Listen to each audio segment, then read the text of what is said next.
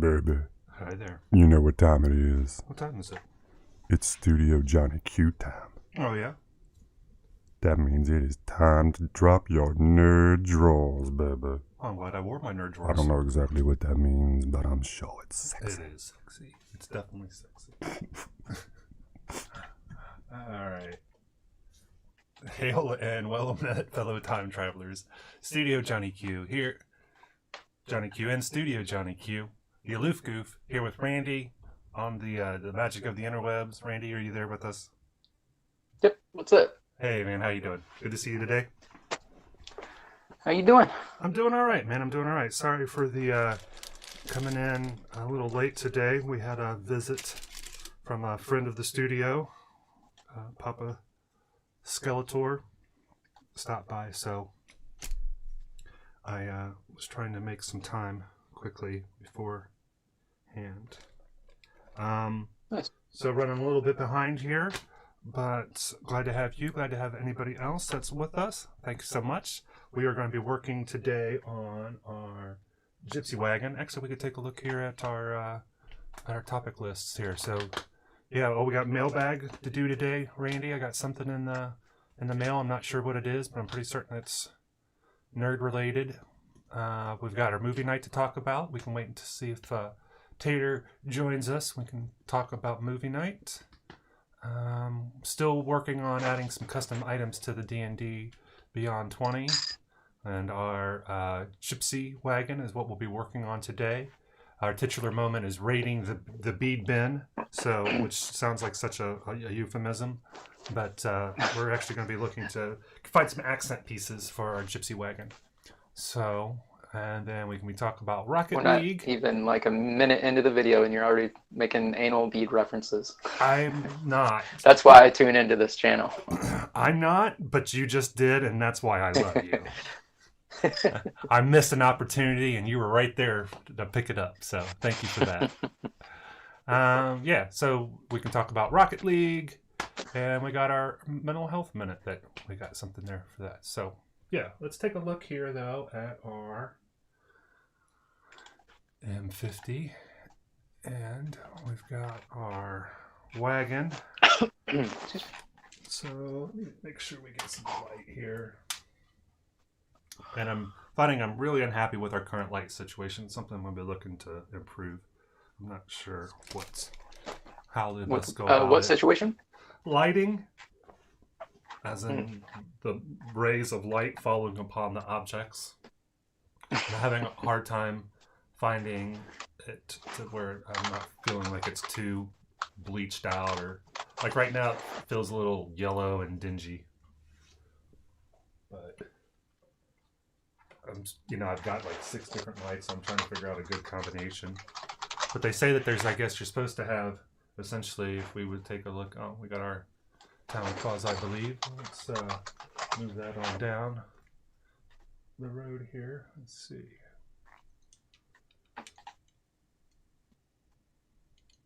So if you were going to have, like, here's our subject here. They say you should have a key light, where the majority of your light's coming from. You should have, I can't remember what they call it. There's another light that's it's your fill light, I think is what they call it, for taking away the shadows caused by the key light. And then you want a light in the background. So it's a backlight, and that creates like a halo effect kind of along the item that's your subject, and helps it to separate it from the background. And so that's what you're supposed to be doing. And I'm kind of doing that, but I think I've got my lights maybe too close, or too warm, or too cold, but just mentioning it's something that you can look forward to us fidgeting with. So, for whatever that is worth. All right.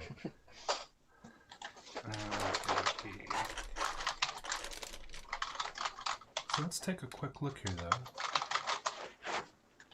at our wagon, which we've been dragging. For reference, we got a little Hellboy there. So pretty happy with the way that it's looking so far. We most recently have been working on the roof There's our stovepipe. Pretty pleased with where that's coming. I think we might try to add some rust to that.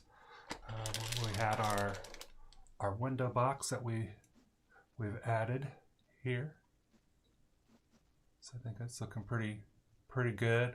I'm thinking about maybe adding some white flowers and just a couple of places very sparingly, and maybe some bright green clump foliage, and then want to paint the wood on this. But so far I'm really pleased with how that looked. It's really classed that up. And then we've been working on our curtains, and mainly if you look at the other side here, what we have is just these curly cues that we made and glued next to the windows so that we can try to use a ornament hook, wire, it's a thread through here. That's the idea, and you can see the rough proof of concept over here. We're still trying to figure out how to tweak it. So that's what we've been doing recently with the craft stuff, and that's kind of what we'll be working today. Is I got a couple of the bead bins, and I want to take a look and see where we can add some accent. And Randy, I was thinking too, it's like, you know, I do like some of the places here, like on the scallops where we added some of this gold, and I'm thinking about maybe doing similar edging here to some of these beads, and maybe even the edges of the boards here. Sweet. So that's a thought. Let's see here. With that. So no, okay. I think that first things first, something easy to ease into. Let's go ahead and paint out this box here. All right.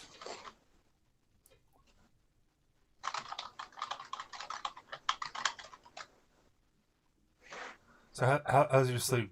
How's your sleep schedule been? Wonky? Well, I slept through most of the movie that we watched. I always have trouble staying awake during that movie, but lately that's just been I haven't had much interest in movies lately for some reason. I love that movie. I think it's a great movie. I always like watching it, but I just have trouble staying awake during it. You just prefer sleeping through it. Yeah, apparently. And then pretty much right after that, I think I tried to play some Borderlands or something, but I couldn't stay awake. And then I woke up early and managed to stay awake, but I was just exhausted. Feeling okay now, though. Got a couple coffees in me. Good. How about yourself? I need to actually swig on some of my Q coffee here. Which is just Coca-Cola, but let's see here. I'm trying to find a wood color that's going to work for us. I think we might go with this flat earth for this piece here. Yeah, I've been getting a lot of sleep, maybe too much it seems like. I've been having naps in the afternoon, and where normally I suffer from more than a little bit of insomnia, it seems. That has not been an issue lately, so I'm taking it where I can get it. Even like last night, I was trying to do the remote movie night, and it was just like, I thought what was going to be maybe a 30-minute, hour nap turned into like 3 hours or something. I was like, whoops. Didn't mean for that to happen. Let's see here. All right. Gonna get some brown paint down here. Oh yeah. Today is Hug Your Cat Day, by the way. So, you know, I did warn everyone. So Hopefully they prepared if they do have a fractious cat and are wearing appropriate gear or have tamed the wild beast enough to proceed with the hugging. You broke out some science with that fractious. I don't think I took high enough math to understand my fractiouses. Sounds like something from. Actually, I wouldn't be surprised if it actually was. Yeah. Fractious. Yeah. I can't remember. Fractious in this. They beware the Jabberwock, my son, the Joels that bite, the claws that catch. Beware the Jubjub bird and the frumious Bandersnatch. I think frumious is probably where it's not fractious within that, but sounds like. Yeah. Yep. I agree. It definitely had that ring to it for certain. That's funny. I like that you can tell. We didn't even have to ask the computer or nothing. I had to perform that as the Cheshire Cat in a production of Alice in Wonderland. That's cool. In high school. That's a fun piece to be able to have committed to memory. For certain. It's not when it's just a bunch of nonsense words, really, that he made up for the poem. Yeah, I still think that's a pretty fun thing to. Yeah, it's cool. To have committed to memory. Jabberwocky. A little bit of old Jabberwock. Jabberwoke so woke. No, that's a good skit right there. Is Jabberwocky, and it's language about social justicing. The terminology, kind of like how they have that corporate bingo, right? Corporate buzzword bingo. It's like that. It's just starting to make up words about things. Mm. All right. Let me see here. I should probably be using a bigger brush for this, but that's all right. 1 second. I'm getting a text message I need to reply to. You're no problem. Talk amongst yourselves. Sure. So we are just going to keep doing this. Zoom in here a little bit on our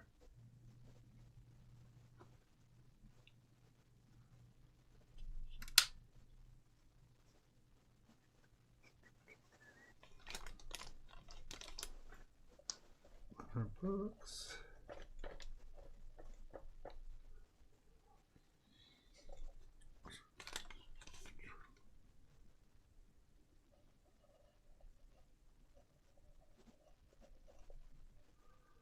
Alright.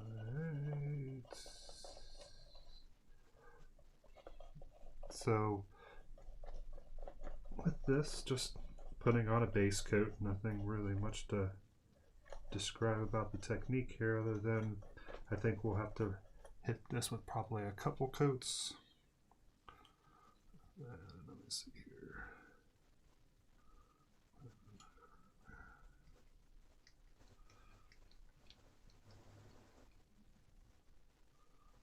Would drive me nuts.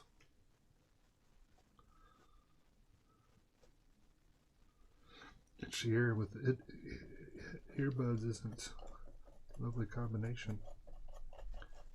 There we go. Okay. So I got to consider whether I want these side pieces, which were just some cardboards that we glued on, if I wanted these to be wood as well. I think so. Maybe these would be like a thin piece of plywood or something.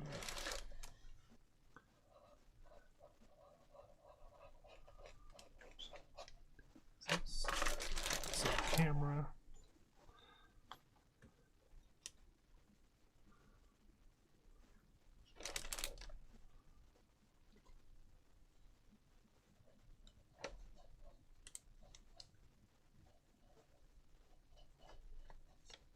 Then the underside, let's remove our roof.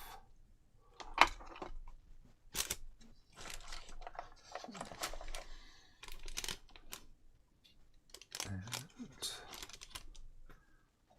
Hope everybody out there is staying safe and sane. It's a crazy time. Be kind to those about you.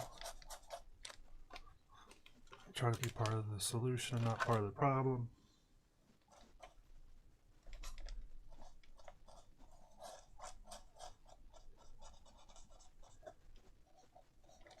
Try to calm more waves than you make. Yeah, I've got some little hooligans running around firing paintballs at my garbage cans today. Hopefully that's all they were firing them at. Hopefully they didn't hit the house at all. I haven't gone outside and checked yet. There you go. It's always fun. There's been a lot less damage lately here than there was a few years ago. Used to be a group of kids that were running around doing all kinds of property damage. That sucks.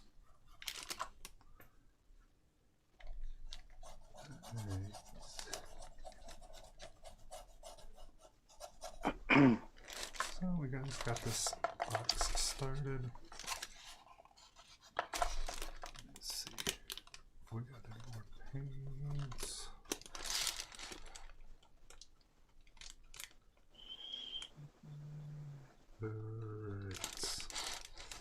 So that's good. So we'll let that dry. I wanted to get that painted before I put some of the clum foliage in because I'm thinking about putting it in places kind of like around here. So at least getting an initial paint job in is good.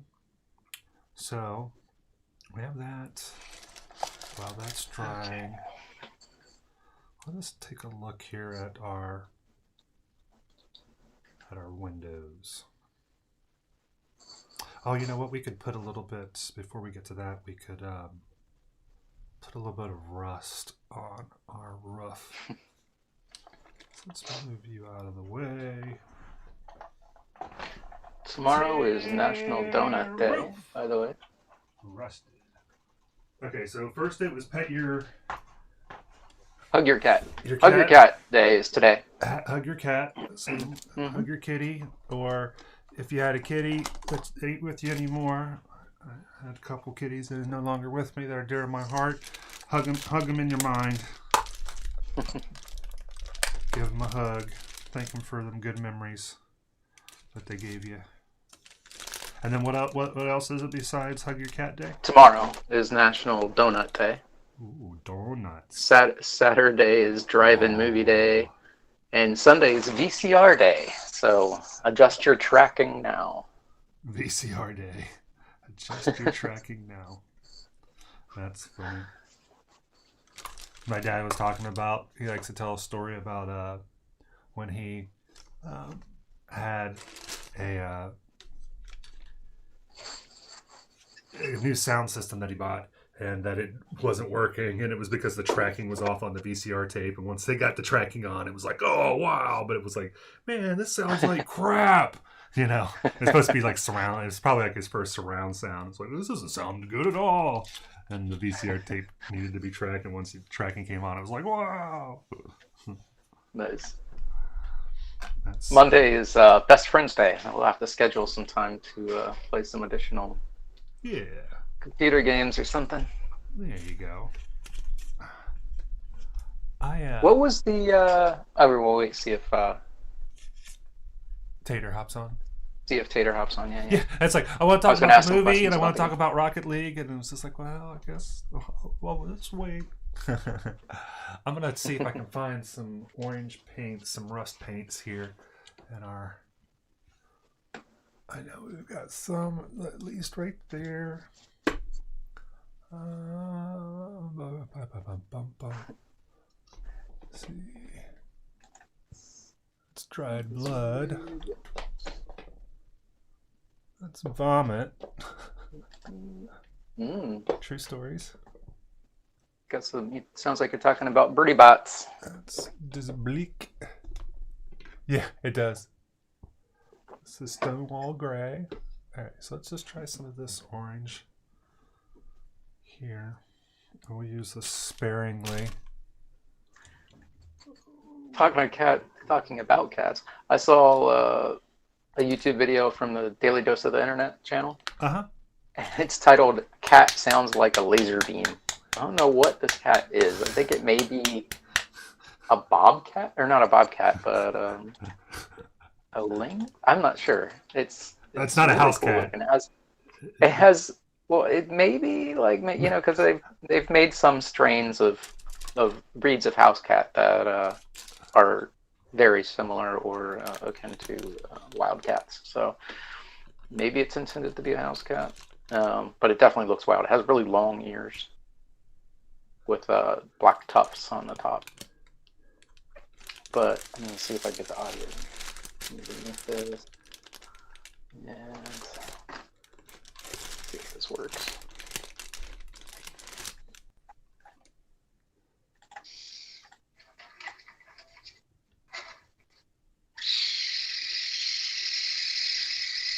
Can you hear that?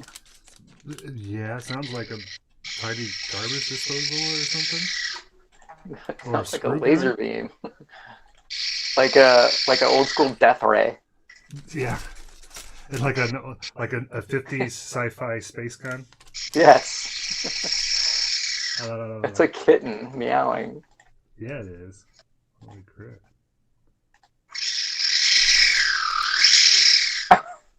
This person watching. That's crazy. So cute. Go a little heavy, and then we're gonna hit this with a wash, so I don't be afraid of.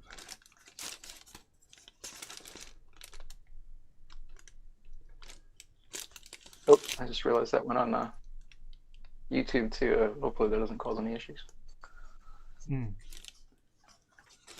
find out. Alright.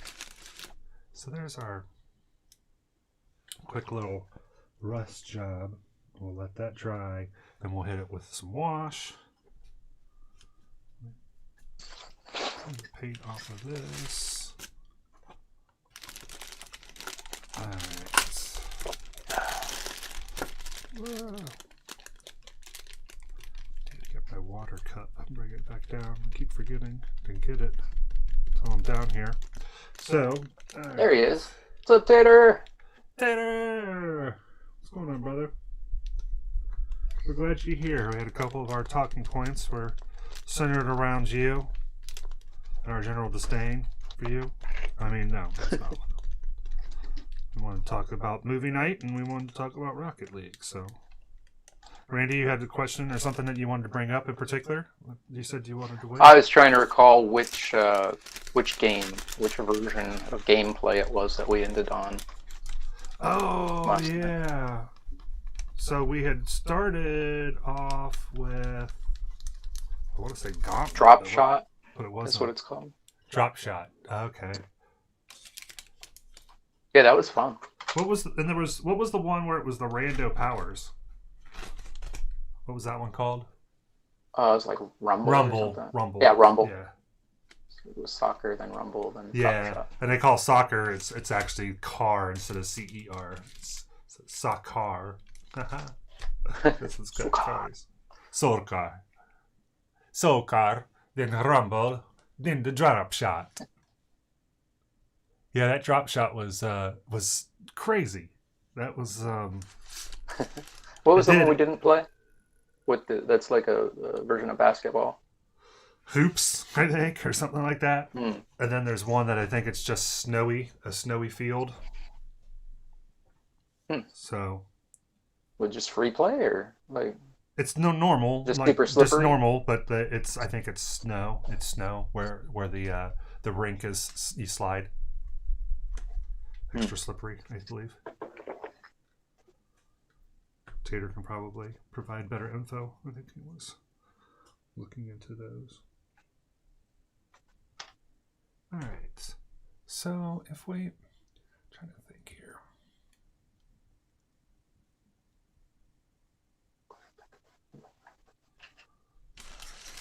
So we could let's go ahead and let it dry. So at this point, let's take a look at our windows. Close a little water. water thing. We will take a look. But yeah, so with that, the drop shot. So we've been playing Rocket League, and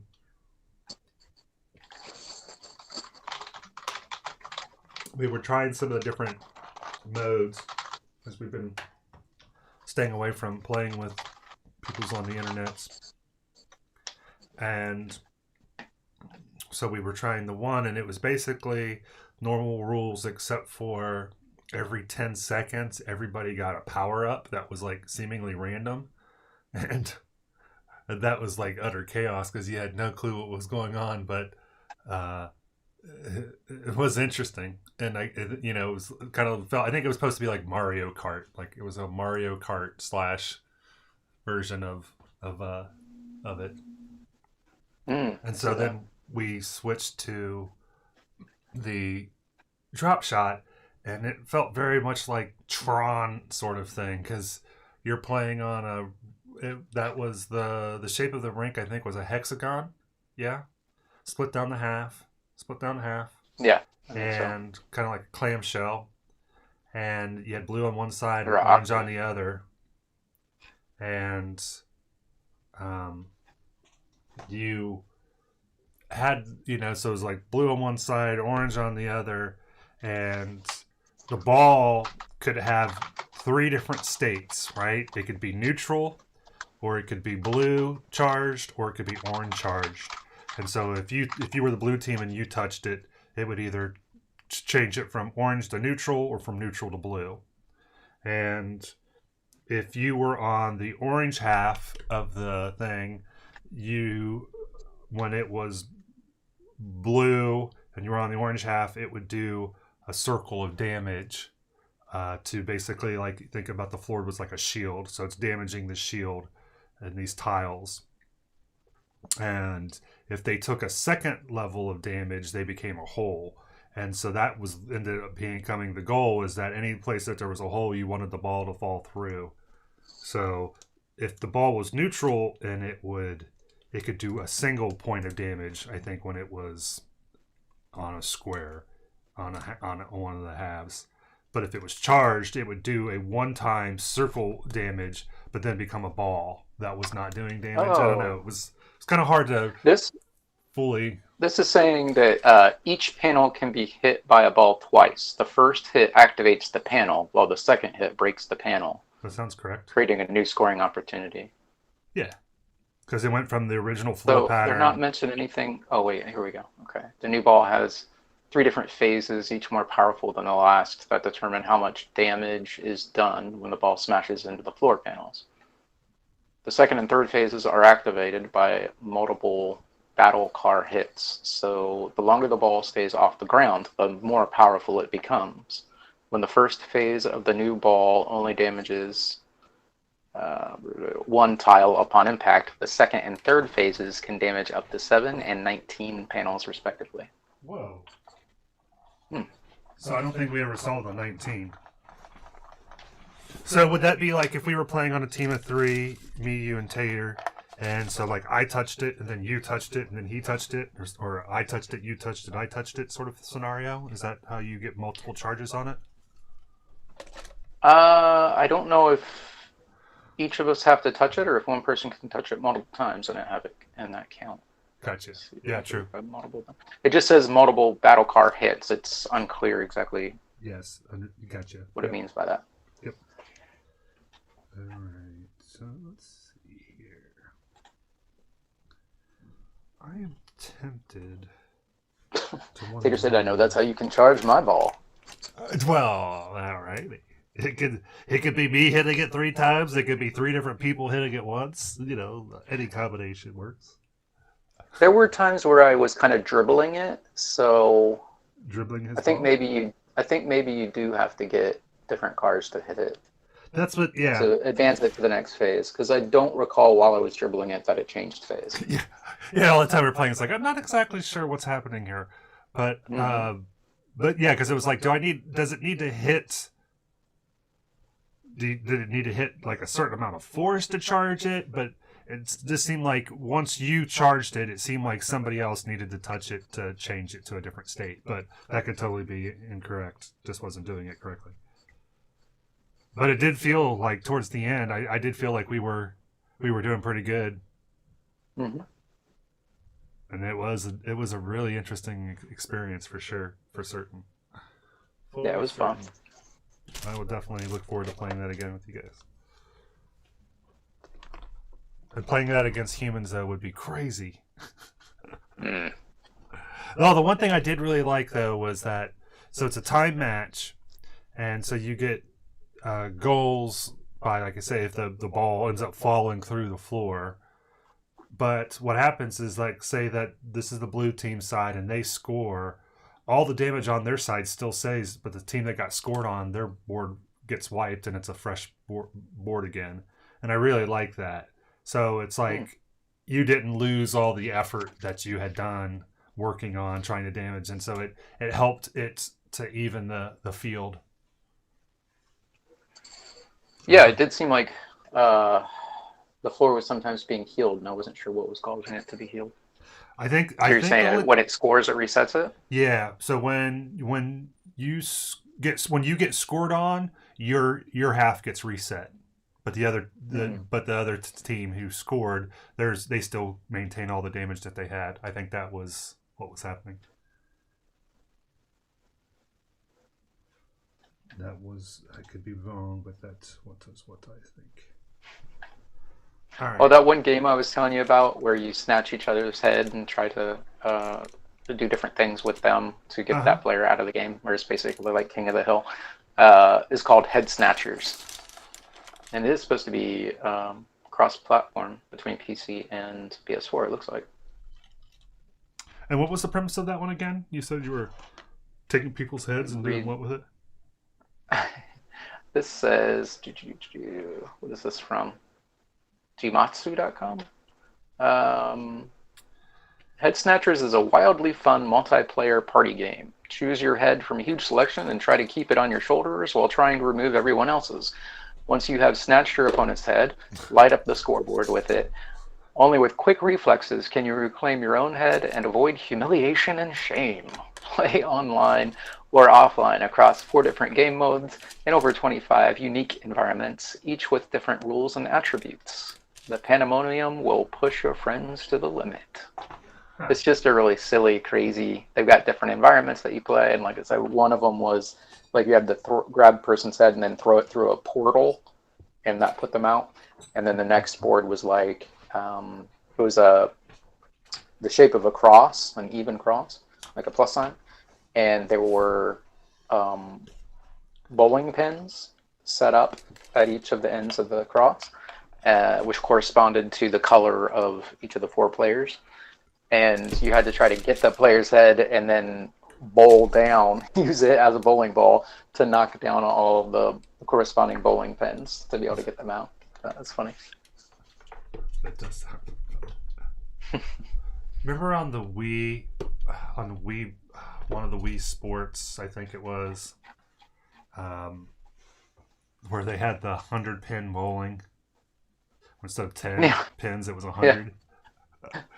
You'd roll it, and you'd get like a 97 or a 98, on one throw. I do the super crazy throws. Yeah, you would try that. Put that like wonky, crazy juju spin on it. All right, so we are charging up. We're going for our dual temp. That was fun. They had the on the Wii, that game with the where you had the lightsaber and you had there were waves of oncoming enemies that you had to defend. Yeah, because I think that was and the sword fighting one. Wii Resort. Those were good. And I think that was just one of the things in Wii Resort, because you could do all. They were good. It was just that the controller would lose connection too often, so you're constantly having to reset your controller, and it was really annoying. Yeah. That's why Beat Saber is fun, because it's like, oh, this is what that was trying to do, but this feels way better. Yeah. All right. So we're using our dual temperature gun. We've got it on the low setting. Switched it down here. I think this is listed in our recommended gear. So just giving it a little bit of time to Oh, heat thanks, up. Tater. I said I was killing it last night during Drop Shot. He was killing it during the drop shot. Yeah, I thought Yeah, that. I had a lot of fun with that one. Yeah, I thought that was it was neat because it was cool to try to put those skills of manipulating your car and guarding and keep away, and also because it was like your boost was almost always on, or you started off with 100 boost Yeah. or something like that. So that made it interesting as well. Yeah, it recharges by itself and fairly quickly. You don't have to find little boosters or I don't know what they call the things that give you boost power. Power ups, yeah, that works.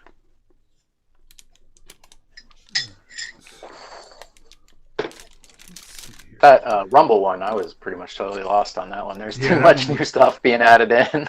Yeah, that one was making my brain hurt a little bit, especially at that point. I mean, it was almost. I'm already still. Yeah, I'm already still trying to figure out the basics of the regular play. What that one was like. I've said it, I think, multiple times this week. I'm going to continue to say it because it's such a rare experience, but I've been having fun even when we've been losing. It really hasn't mattered much. The experience hasn't been too much different when we've been winning and when we've been losing because I've been having so much fun regardless. Yeah, that's what's good playing with your friends and against the AI as opposed to a lot of times when you play against other people that you don't know. You end up getting a bunch of assholes that are just talk a bunch of trash and be trifling. Yeah. The pedestrian muggles can be a bit. The problem with the muggle community is that they're so pedestrian. So let's see here. Still nothing. Still waiting for our heat to charge on our Tater, do you have a cat? Gun. You asking Tater if he has a cat? Yeah. I thought he said he did, but I can't remember. Yeah, make sure you hug it today. Hopefully you prepared appropriately for if it's a particularly violent experience. A fat one. Got a fat cat. It's the best kind of cats. Because it's National Hug Your Cat Day. I didn't say national, I just said Hug Your Cat Day. It's intergalactic. Hug your cat. Intergalactic Hug Your Cat. That's right. Because what was that movie from the 70s? The TV movie, maybe? Was it The Cat from Outer Space? What's great about my cat is I can pick him up and do whatever I want to him, but he won't let other people besides Ebony and Nayland. That's nice. Yeah, cats can be. I think it's why they get a bad rap is they tend to bond with one or very few group of people, and so people say, ask people who don't like cats, quote unquote, they think they don't like cats. It's like, have you ever had a cat? Because it's like, not liking cats and not liking other people's cats are not the same thing. Yeah, totally. Not the same thing. There we go. We got a little drizzle from the dizzle. Alright. So, hopefully. Cat from Outer Space. Very territorial. It was a 1978 American science fiction comedy starring Ken Berry, Sandy Duncan, Harry Morgan, Ronnie Shell, and Roddy McDowall. Yeah.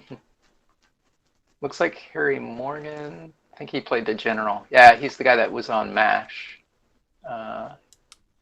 Was he the first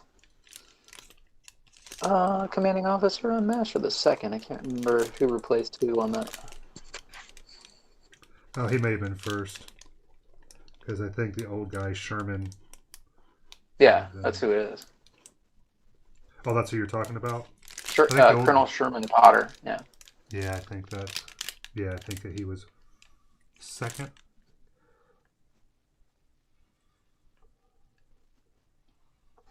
So just trying to put some glue on these to help keep this from blousing. And I'm using the low temp here to hopefully... Oh yeah, the game actually recommended that. To turn off the chat. So make it a party-only chat to avoid all the trash talking. One more thing about Rocket League. If we ever do venture onto online, I vote we turn off all forms of communication so that we can avoid any crappy people trying to smack talk. Yeah. I mean, much different being able to talk and laugh about the crappy people on Discord versus doing it alone. Much different experience when you're with your friends playing online. True. Yeah, if we have a whole party of ourselves. So. And the thing is, too, is like you can drop without penalty. So, you know, you get a bad group of people, you just drop. No big deal.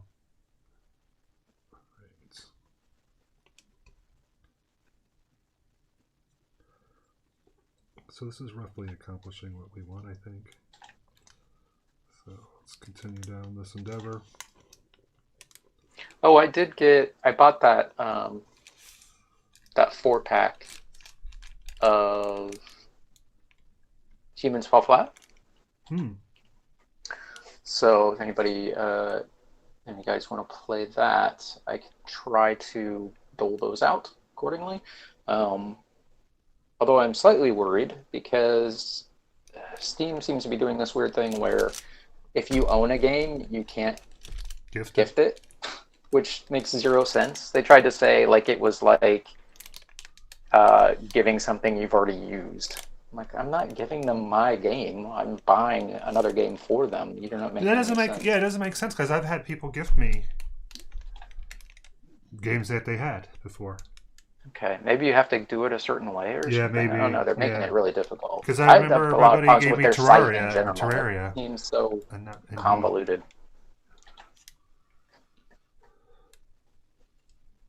Oh, talked over each other there. You had a problem like that with Terraria? No, I had a buddy who had gifted me Terraria, and I know that he gifted it to me because he invited me into his world, so I know that he had a copy of it. Okay. So, yeah. Everything I keep running across stuff that says like you can't gift this game because you already have it or something like that. I don't know. So maybe there's something specific about that game that they don't let you do that rather than it's just Steam. You know what I mean? But I know that because I know I have done that before. Now that was a while ago. So unless they've also maybe just changed their policy. Well, I ran into it when I was going to buy the, was it Mount Your Friends? What was it? Yeah, I was going to buy that for you, and it wouldn't let me. And then again, there's some warnings and stuff after you've bought it. Like when you go to try to assign it to people, it has a note at the bottom that says something about like, sounds like it's saying, if you own this, you can't gift it, even though it'll let you buy it. And it's a multi-pack. What else would you be using? I don't know. That's it's like we're gonna be a multi-pack, but you can't distribute it to anybody.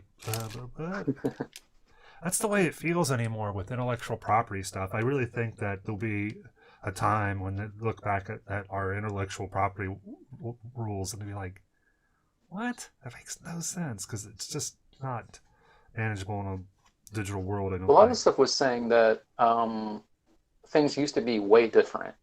Before Disney actually did a lot to change rights issues. Yeah, because I know like and not copyrights, but when things become fair use and things like that. Mm-hmm. Yeah, because they said the thing I was watching about it said that a lot of their stuff was based on previous people's things, and that's what you did. You always, even in like. Masterpiece artworks, they build upon their predecessor. That's how they learned how the craft and grew from there and did their own version of it or whatever.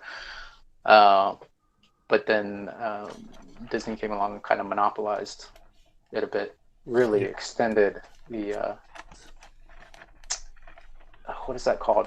Like royalties, paying royalties and owning property rights on things.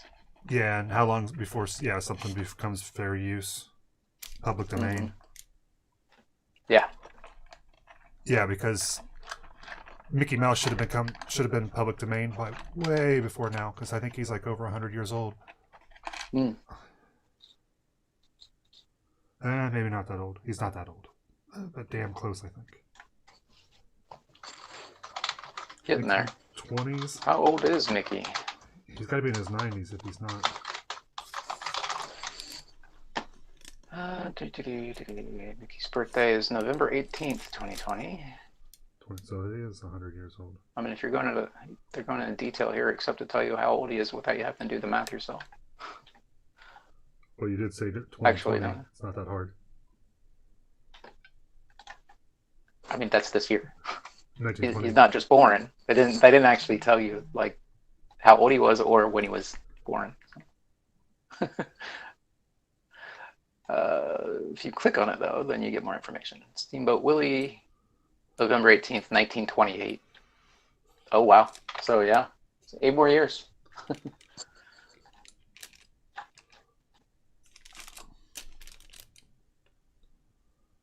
did I do it the wrong side? No, it didn't say that. What's up, Papa? Papa Ski. Papa! 83. That was a good guess. I remember my grandma had one Christmas, I think, had gotten a sweatshirt that had Mickey on it. It had Mickey's like date of origin, and she was like, "Oh, that was the same year I was born." Like, oh wow! So I was trying to figure out how old my grandma would have been.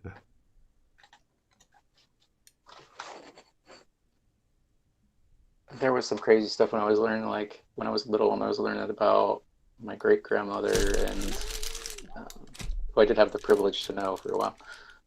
She was a lovely lady. Come over and bake chocolate chip cookies with us when we were little.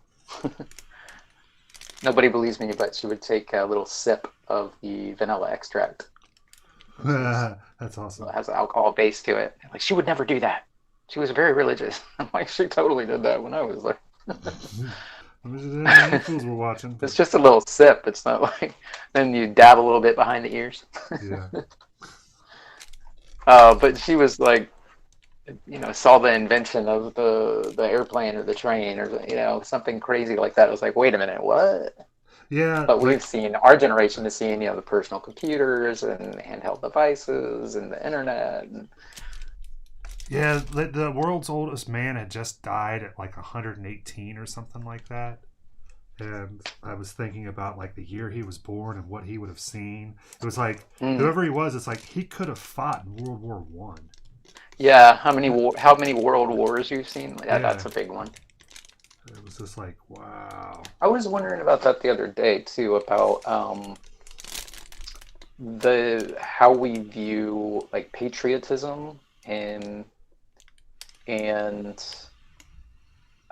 how people deal with their children and child rearing and stuff, and how that all was affected potentially by the world wars and Vietnam and Korea as well.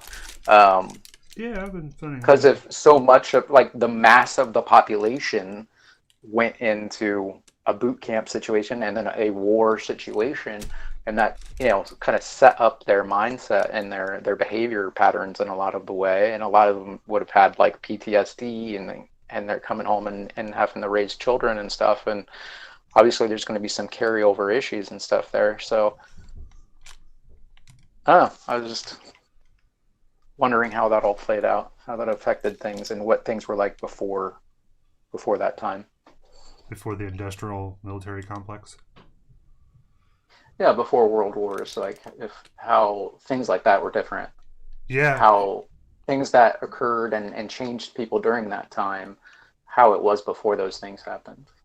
How people interacted with stuff, especially with like child rearing and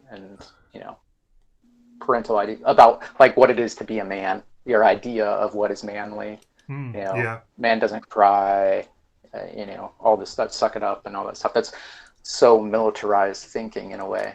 So I wonder if it was a lot different before that or not. That's interesting. Yeah, because I was thinking about like school. We've talked about this before. Like, what's the purpose of us? What you laughing at? Sorry. So Taters said my great grandmother was not cool. She was creepy. My great grandmother was not cool. I didn't see the creepy part. I just called was not cool. She was. I didn't see the last line. That's funny. She was creepy. She was not cool. Not cool, Grandma. Not cool. So what were you going to say? I don't even remember now. Hold on, let me see. I'll try to jump back a bit. I'll Oh, why isn't it giving me a feed bar? Try YouTube. Oh, we was talking about the military-industrial complex. I was thinking about school, and we've talked about this before. Like, what is the purpose of school? And it's just like, we're going to get 30 people. We're going to get people comfortable. It'll be a group of 30 people, 15, 30 people to sit in a room and take orders from one person. That's what it seems like what school does. We do that for 12 years, so you become very comfortable so that when it comes time for you to get a job, you can make that transition very easily. And I know that can be a little cynical, but staying on that cynical tip, it was just like, you think about some of these things that they make you learn in school, and I'm all for liberal arts education. I think broadening the mind is an important thing, but like some of the level of math that they make people do just even in high school, that's just not practical. And it's just like, why? And it's just like, oh, well, you need to find who all the smarty engineer types are going to be so that you can have them in your military, so you need to start mining at a very, very young age. And the thing was, I remember when I was taking that history of art during the Nazi crusade, and it was talking about the things that they literally did, like they encouraged Germans to have large families, and there was a lot of these things that they specifically did, the youth movements and the things like that to shape the young minds into a very that stuff was very deliberate, and you start like, oh, okay, well, I guess. It's like, why does the common person need to know trigonometry? Even algebra is pushing it, for most people. Yeah, I wish I had learned more math. I just wasn't. I was actually diagnosed with a math learning disability. You at won't one have a point, calculator. I don't know, but I remember taking a smartphone. I remember taking calculus in college. It was a calculus class, and that may have been the only math class I think I took in college. And the teacher talking about him moving one time and saying that they were having a hard time getting the couch through the door, and he's like, you know what, I have a serious high level math degree. I can figure out what angle this is. So he sat down and the paper and figured it out, and by that time they'd already had it in the moving van and so on and so forth. And so I really appreciated that. It's just like, even my math teacher who was saying I had an opportunity to use this once, but by the time that I could do it, it was moot. And it's like, I kind of take that I apply that to a lot of the math learning through the years. But so yeah, I wonder if some of that, if you don't use it, you lose it as well. Yeah, I mean, really though, what's the purpose of teaching the majority? I mean, if you're going to say that every child should go to school and should go through grade 12 here in the United States, and that they're going to get at least some high level math skills. It's just like, there's just so much stuff that you're just taught that it's just like, why? And it's just like, you're spending so much resources by having, I mean, it's such a huge effort of putting a child through 12 years of education, right? I mean, it's a large task, and it's just like, for what? What is the purpose of this? What is it that we're really hoping to accomplish through our education system? Is it preparing people for jobs? Is it making them just better humans? Is it making them better citizens? Because I know that you and I have talked about it before. There's a lot of things, a lot of life skills that I think that we could teach people in school that we don't. Yeah. Well, I think it's a complex situation that's, touched by many different influences. I think at some point there probably was a militarization aspect that affected it as well. But I think genuinely it's just that you're talking about like one person standing up and telling other people. I think it's just the general way to teach a group of people. You've got one person, teachers are sparse. not everybody is a teacher. And if you think back to like uh, Little House on the Prairie times and stuff, you got the one-room schoolhouse, and one person is responsible for wrangling all ages of children and teaching them a general education. And a lot of that, I think, is the problem with like you can't give everybody a personalized education. There's just not enough time or resources or people to teach. You got to do a lot of self-learning there to develop a truly personalized education. But in a generalized sense, you can't really do that. You have to decide on some sort of general curriculum that everybody is given. But that's the thing is like, oh, well, it's just, it's just the way that you have to do it. It's just the way that makes sense.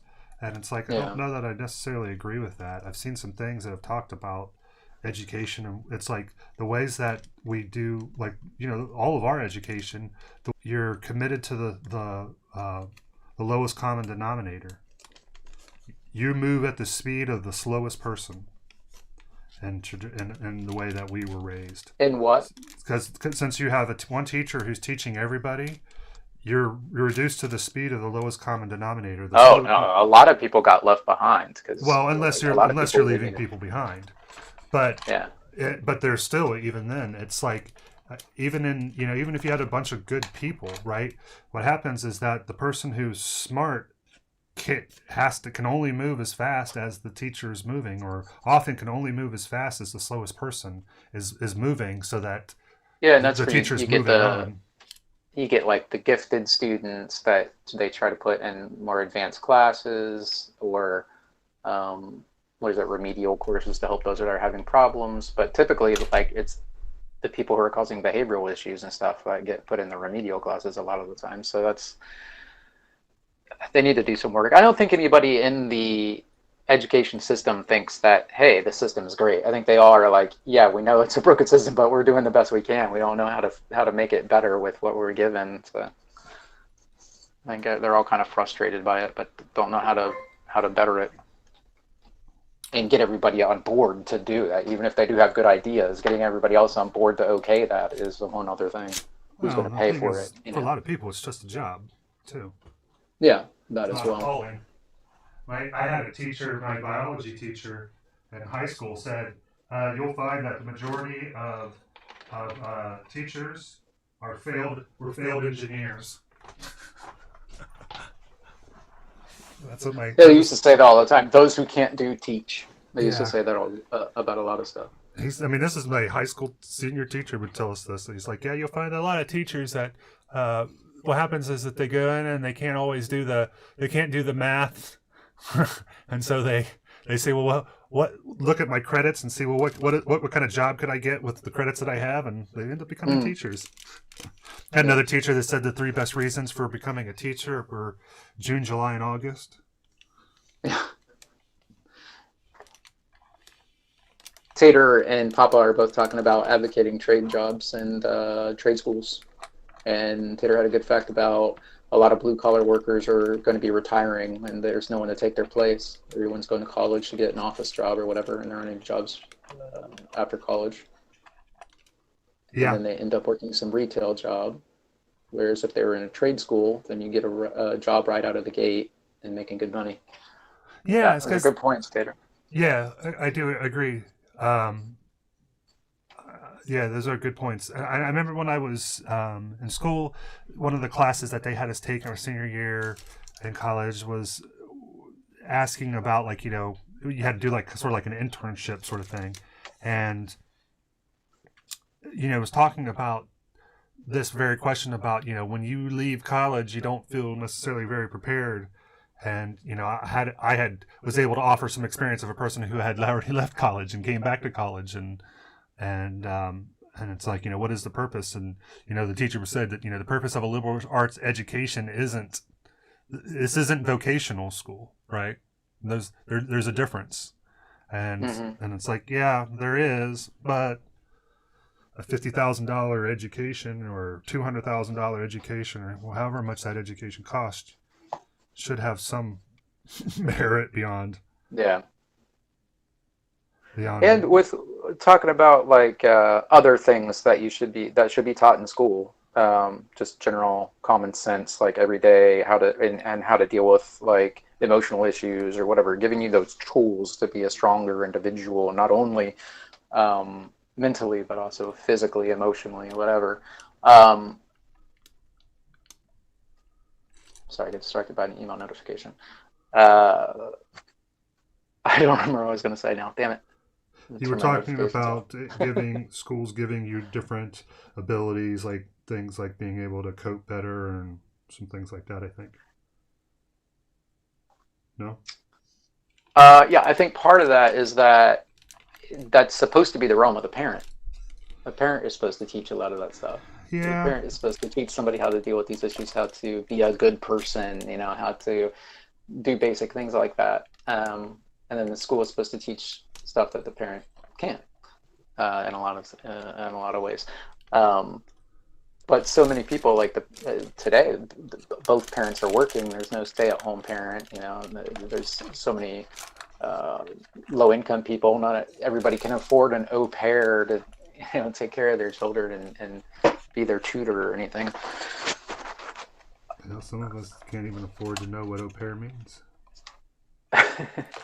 And a lot of people are just, they use the TV as their babysitter and are just off doing their own thing. They can't be bothered to take part in their child's life. So. Yeah.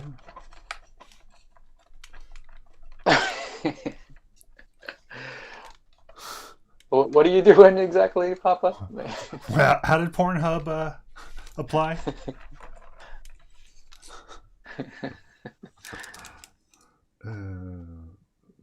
That's so I like what we got going on here. Verified member our of hanging Pornhub. Bars. I want to adjust Content creator. Yeah, there you go. That's how you make your extra moolah. He's a content creator. Nice.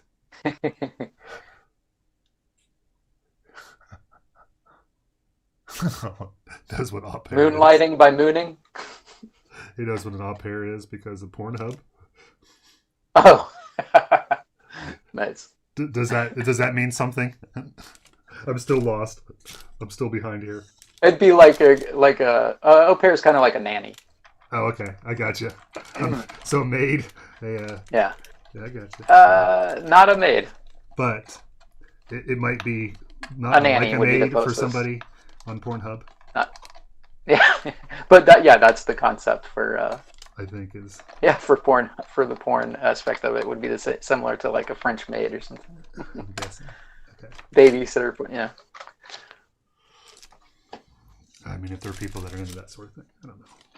Right. What do we got? So I heard. Oh, this is different than what I heard. There was a PBS special about different. I think each episode was about different parts of Columbus, and one of them was talking about German Village and had a lot of interesting information about German Village's history. Mm-hmm. And one of them was about like OSU and that area, the campus area. Uh-huh. One thing was saying that the reason that settlers settled here in the first place was because there was a lot of artisanal wells, so really good, fresh, pleasant tasting water. And I guess one of those was like Mirror Lake, was one of the artisanal wells. You don't want to be drinking out of that now. Not now. Yeah, they're all polluted at this point, or diverted, or dried up. Perverted. But it sounded like it was saying that that high school, so grades 9 through 12, started somewhere directly in that area, like OSU campus area. Huh.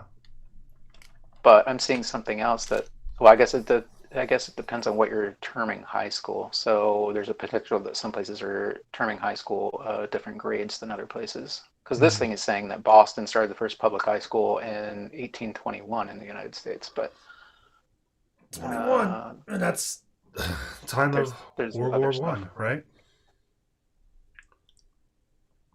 Maybe. Well, still, it's a difference in location. There was another thing too that was talking about time period for World War military on OSU campus, and now that they had a bunch of little bunkers. 1914 to November 11, 1918. 1918, so just post World War One.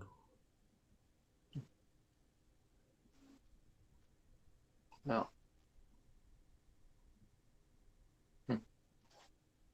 I need to find that series again. It was really interesting. I've heard multiple people here locally refer to that series that you're talking about. It did sound like it would be really good. All right, so let's take a look here. Appreciate all the people that we have given us eyeballs and ear holes today. Thank you so much. If you haven't hit those buttons that matter, please consider doing so. The like, the follows, the bell icons, all of that stuff. Please tell your mother, tell your brother, even tell your secret lover. Studio Johnny Q, where we take that sweet, sweet nerd stuff. We try to make it a little bit sweeter, like we're doing here with this wagon. Sorry, Randy. I just felt like it was a good time to. Oh, you're fine. To do a little pitch here. I ain't mad at you. I ain't mad at you. You go on with yourself. You do you, baby. Oh yeah. Okay. So we're threading our. I was watching some YouTube videos, and one of them was talking about sharks being afraid of dolphins. It's basically just saying that it only takes like 2 or 3 dolphins to scare off a shark, basically, because they can really do a lot of damage to them and even kill them by punching them in the gills and the underbelly with their strong snouts. They're much faster and maneuverable than sharks. But the other thing, it was saying that I guess killer sharks are considered a type of dolphin, according to this. What? And that the sharks are scared of them because they can really mess them up, and they can kill them quickly. And apparently, they deftly remove their liver, I think, or their kidneys. I think it's their liver, and they throw the rest of it away and eat the liver. With a nice Chianti and some fava beans. Yeah, right. That's what I was going to go with. It. Sorry, I didn't mean to steal your punchline if I did. The killer whales will kill the sharks. So the sharks are scared of the killer whales.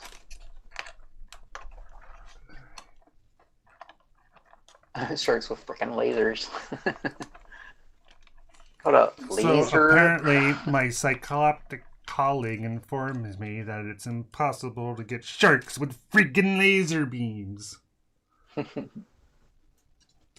Sorry. All right. So this and QI taught me that if you eat nothing but rabbit, you have to include some veggies in there, otherwise you'll die. If you eat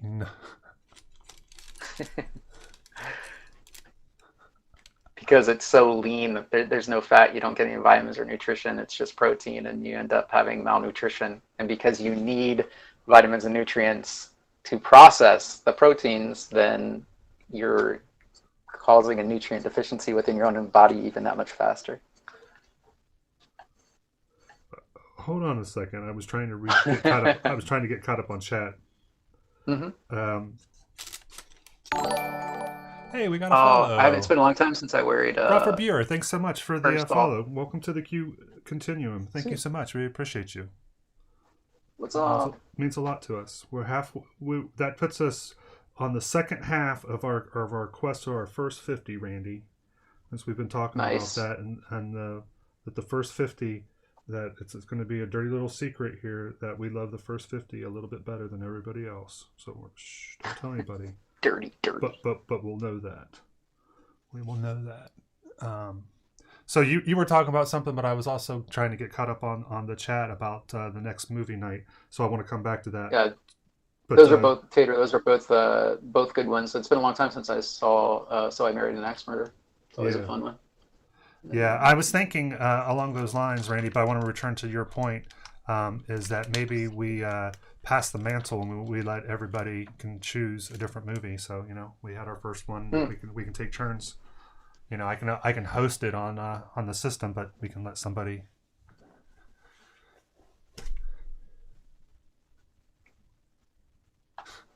So I was like, what's the Sam I Am stuff? And it was like, So I Married an Axe Murderer. Nice. Yeah, it is I love So I Married an Ex-Murder. Oh, what was the really bad one that he did? That was like Love Guru. he was a guru. Yeah, Love Guru or something. I think that was. Yeah, I'm pretty sure. I haven't seen it. I just know that it was not well regarded. And The Cat in the Hat. I can't remember if I saw that or not. I saw did bits and pieces of it, and that was He enough. did The Cat in the Hat? Was it? Wow, I don't even remember that. Yeah, I'm pretty sure he was Cat in the Hat. Yeah, but then he does some really fun little parts, like he was the British officer in Yeah. Inglourious 2003. Bastards. And I'm trying to think of something else here that I seen that he did. That he's like, oh, I didn't realize it was him. All right, so let's see if we can feed these through.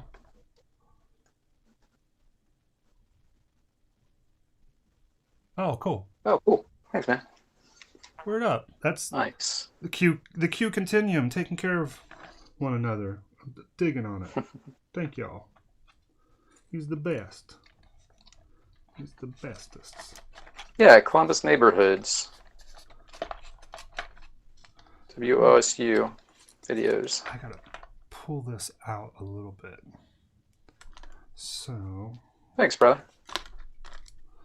yeah, because I was telling you, like, my mom told me that she grew up in German Village, and she said that they didn't have running water when she lived there. And that doesn't Yeah, make they were that- like still using. Some places were using outhouses still. Yeah. And so that would have been in the. Well, let's see. It would have to The be one about after the German Village 40s. So it would have been, mentioned, like, probably when, would have been like around the 50s. When 70 got put in, that divided. Like, there's some things that were lost because it was bulldozed down, and in order to put 70 in there. Oh yeah, I could see that. Yeah. Makes sense. There was something in particular they were talking about. I can't remember. I can't recall what it was at this point. Wow. Yeah, my mom says the same thing, Tater, about Westerville. She had like farms growing up all around her when they first moved into Oh yeah. Huber Ridge. That's where she lived. It's funny. I drive by Tater's old parents' house, his grandparents' house, and think about it all the time because I dropped family members off there. I'd been there several times, and it was like that was the only thing I knew about Hilliard, and there was I think a tarot reading place that was next to it. Yeah, the house. I remember that house very distinctly. That's pretty much what's happened to where I grew up. We were in the country, and now it's basically Westerville.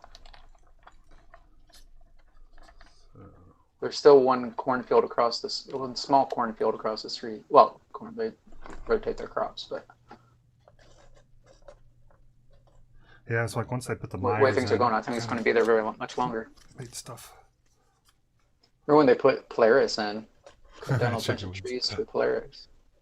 The amphitheater is what I meant, which is defunct now.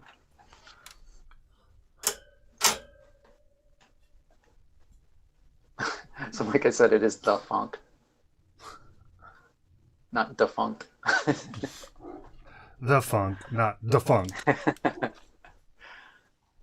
right, this is going to require some adjustment, but the proof of concept is sound here on these. I like these for our blinds. Wingstop. This Now, wire. is that the Pizza Hut, or is that? No, that's the Nike, the wing place that was Nike to the Nike Okay. Sports Lounge. Gotcha. You probably aren't very familiar with their stuff. They close early. Hmm. All right, so that one. Still think it looks like a pull-up bar for a fop. As a Because I top, think like the as a fops, top. if they used a pull-up bar, that they would put doilies on their pull-up bar just to make them fancy. Think a fop is similar to a dandy. So somebody that's really It's not helping me. invested in their Oh, is it invested in their metrosexual? dress. Take that- that way further. No, metrosexual. No, it's not the same thing. But I wish there's. Okay, do you remember Interview with a Vampire? I do remember Interview with a Vampire. When he like first gets turned, pretty much, I think, and they go to a party, and he's there's the old woman and the young boy, and he's a young man. And he's got the pale face because of the white makeup and the white wig, and Yeah. fancy dressy, and he's got kind of little high heels on and stuff. But it's not a feminine thing. That was masculine, but considered very. They just called it foppish. He was a fop. It was a foppish, a fancy man, yeah, dandy man, dandy, that kind of stuff. It's just overimportance of dress and manner. So fancy is, if you just think about somebody being like, oh, he's extra fancy. And not meaning that necessarily as like Mr. saying it's a Norrell. very stereotype or something like that. Right? Isn't that who you're talking about, right? A what? Mr. Norrell. That guy. From, Oh. No, it wasn't, but wouldn't he That be was considered a dandy? That guy who said that? Not Mr. Norrell himself, but the guy who said that, who was hosting the parties, right? oh yes. Wait, a poor example of one in my estimation.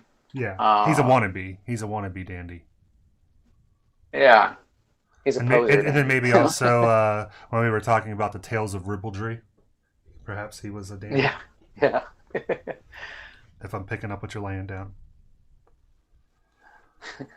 But they could use like the over accentuated Cupid's bow. They do their like put lipstick on and do like an over accentuated Cupid's bow, so it looked like they were doing like kissy lips a little bit, like plump little kissy lips. Maybe put like a little heart or a beauty mark situation.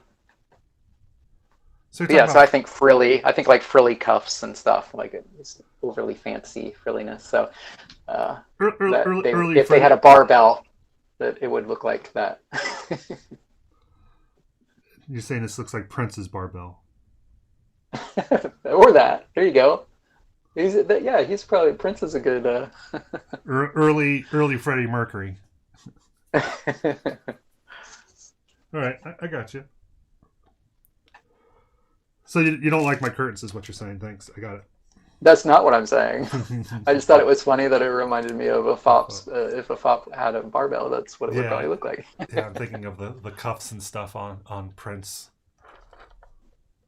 All right, so let us raid the bead bin. Let's have our titular moment, Randy, and raid the bead bin. All right, let's take a look here, though. Go up and take a look at our titular moment will be raiding the bead bin. Oh yeah, Galaxy Quest. I wanted to spend some time talking about Galaxy Quest. Mm-hmm. While I get the bead bins, we can transition to that. So Randy, do you need us to tell us any parts of it since you fell asleep? No, Tater, I wasn't saying hot. What is THOT? I was saying FOP, FOP. I fell asleep. Not because I don't love that movie, because I do. I always fall asleep during The Labyrinth, too. I love that movie, but I just can't stay awake. I've seen it so many times that it's like a comfort thing. Really? Nice.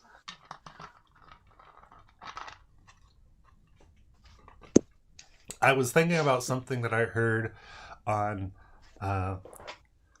what was the show that Chuck Woolery used to host? It wasn't the dating game. It was. He did a bunch of different ones, didn't he? Yeah. What was the one that made him a fan favorite? Love Connection. That's what I'm gonna stick with. Love Connection.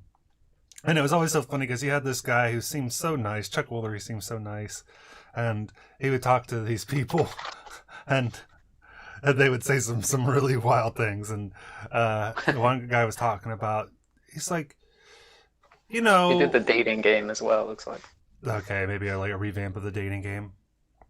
But yeah, I think Love Connection, I think, was what made him famous. The guy was using the term. He was like, yeah, like a girl that's a blocker. And he's like, what? He's like, yeah, a girl's a block. It's like, that's a girl that looks good from a block away, but then you get up close and it's like, whoa! I referred to the term as a blocker. And I was like, all right. I was just thinking about that the other day, and Chuck Woolery, and it was a different time in the 80s. We were young, and our hearts were like open books. All right. So, the Bead Bin and Galaxy Quest. So yeah, Randy fell asleep, but you'd seen the movie several times before, Randy. Yeah, I was in and out. I was having a hard time staying awake, so I was zoning in and out. And providing context for anybody that's listening, that we were trying to do a virtual movie night, and we had done one a while back where we had done Tenacious D and Pick of Destiny, and we were trying it again last night using Discord and just a handful of people, and we did Galaxy Quest because Tater had brought up that when we give our customary closing tagline, that it reminded him of the never give up, never surrender from Galaxy Quest. So that was and how was the audio and the video for you guys with that? It was good. The video was, kind of a letterbox smaller edition. It wasn't full screen. Yeah. But it was adequate for watching. The playback was choppy. Huh. Lag and stuff, but it worked. Yeah, so the most important thing is actually the audio. You'll bail on something like that with bad audio way before you will with bad video. So at least that. I wonder why that was. We'll have to continue working on that. You said that you were going to try to stream some of the Rocket League. Did you end up doing that? I think I did, but I didn't. I didn't view it. I didn't pull it up on my phone or anything. But as far as I could tell, it looked like it did. So we needed somebody else to kind of verify it. Yeah, gotcha.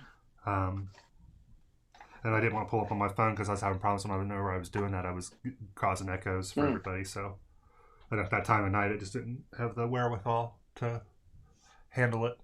The bead bin boxes. Okay, so we've got a couple of our bead bin boxes.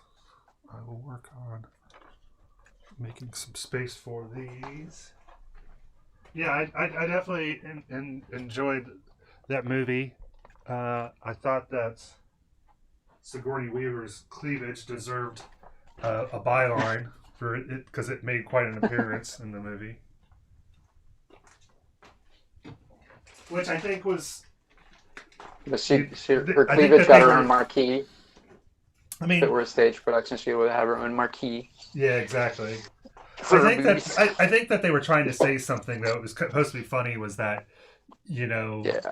that's you're always seeing like the bodice ripper kind of thing, right, on the cover of a romance novel, but it was like saying that. I think it was supposed to be funny that she actually kind of did end up being like that when she was, out there fighting, it for real, that it actually really did happen. But they also probably just wanted to show her cleavage. How old do you think she was in that? I don't know. She's one of those women, it's like hard to tell her age. She's been around forever, and she almost seems like looks the same. All right, so we got our bead boxes here. Let's take a look here and see if we can pull some of these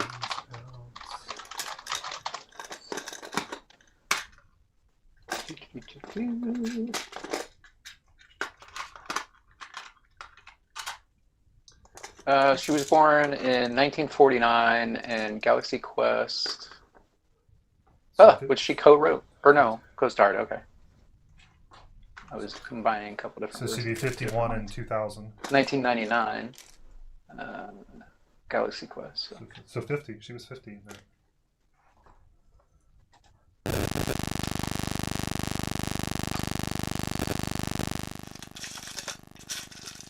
My audio is janking up for some reason.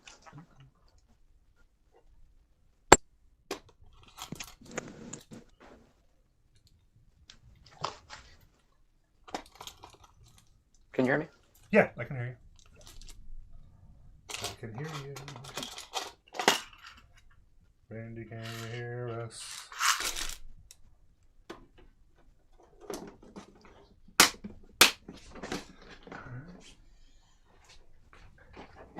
This one, we'll sit down. Take a look at it. Alright. Aged like fine wine. It's funny too because it's like I don't think that she's what you would consider a classically attractive woman, but she has her charms about her.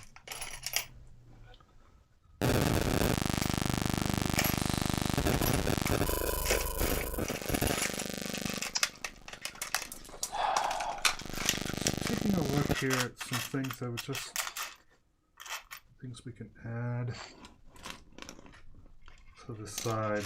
Some bling, I think is what we're looking for, right? We're looking to pimp out my wagon. Thanks, X, for pimping out my gypsy wagon.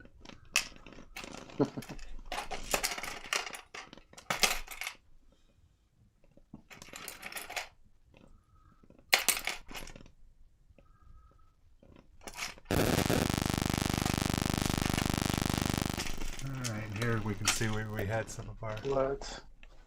My audio is going crazy.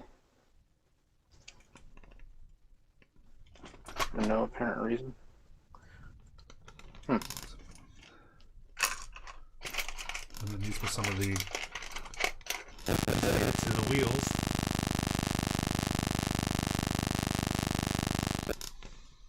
Let's see here. Alexa, stop. Alexa, for the love of Christ, stop. I started getting really bad jank in my audio right when she decided to have a notification about storm emergency. Weird. Storm emergency / riot emergency / Amber Alert / nuclear bomb alert. It's like I think everything's going to happen. As long as it's going to be constantly buzzing. Let me relog and see if that fixes it. Yeah, okay. Ooh, I like these.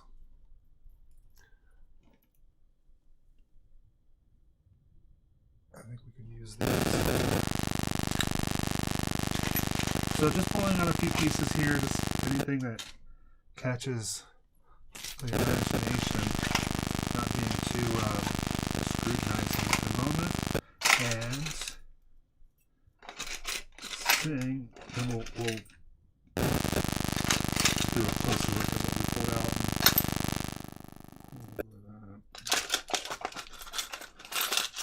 So I like having these just a mishmash of items that you can just look through that kind of spark the imagination. You don't know what you're going to use them for. You just hope at some point you'll have something where you can. So it's a little bit too big. So with the stuff that we pulled out, let's take a look and see if there's some things maybe we can eliminate right off the bat because they're scale inappropriate. Oh. And again, thanks for everybody who's hopped on today. We sure do appreciate you. Hope everybody stays safe and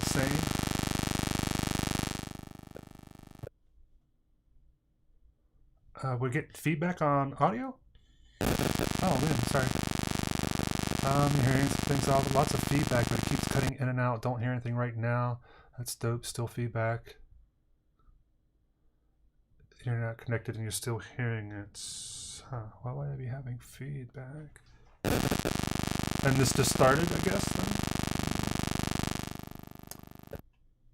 What would be causing feedback issues?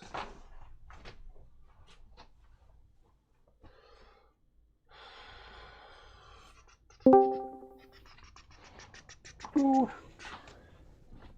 Hey there.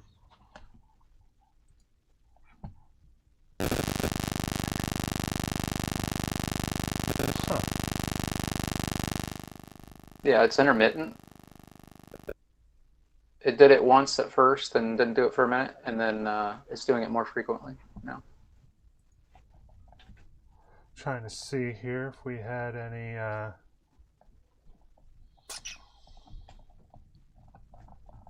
I'm not trying to. I can't think of anything that would be causing it.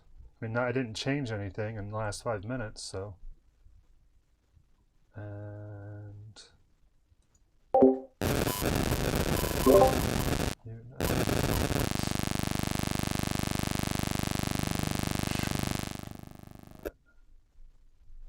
It's really bad right now. And it's gone again. And it's back. Can you describe it a little bit more to me? It's like a static and a jankiness together with some beeping. Oh, you know what?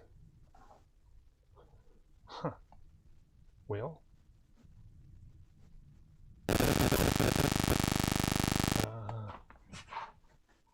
Man, I'm really at a loss of what would be causing that. Let me mute my microphone and see if that's causing it.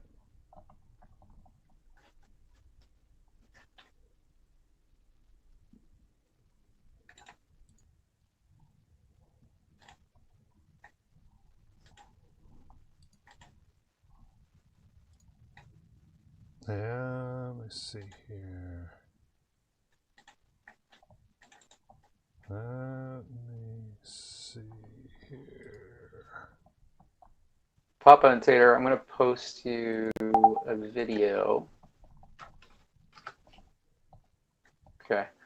That's I was talking about this before you guys logged on. It's an episode of the Daily Dose of the Internet YouTube channel. And this kitten at the beginning, I don't know what type of cat it is.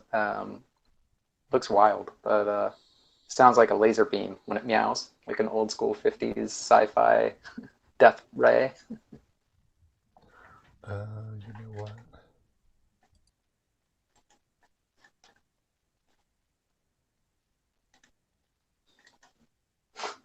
So crazy.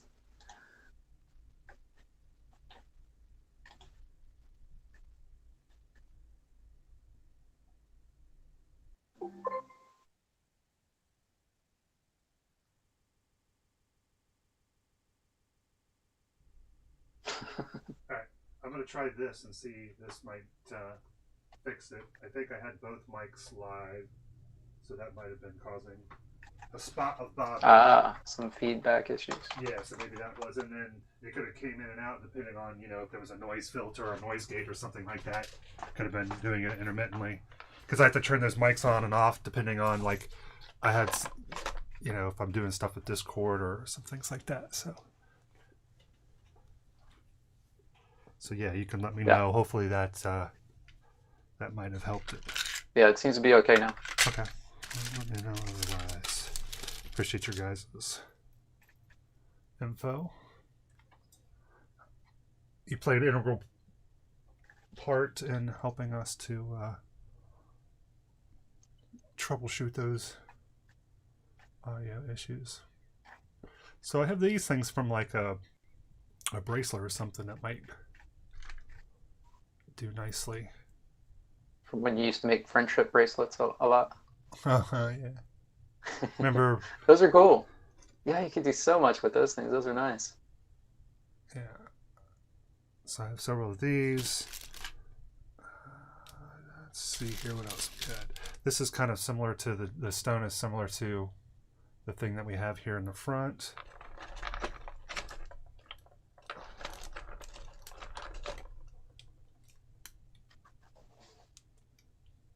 Tater, did you watch that Borderlands 3 Loot in a Nutshell video that I sent you on Messenger? That was funny.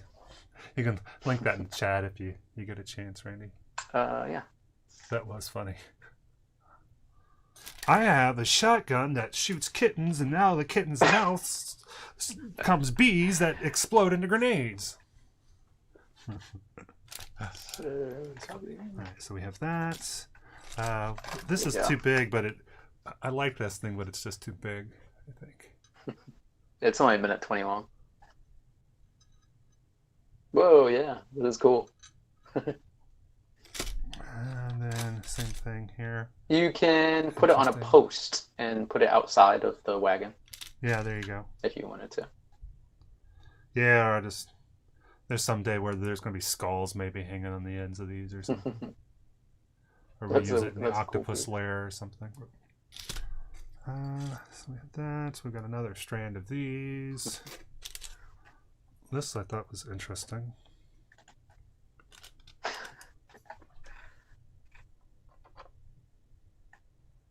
I saw there's another YouTube video where a guy, it's Liam Thompson, he teaches his dog how to pet his cat. Huh. It's really cute. Check out this piece, Randy.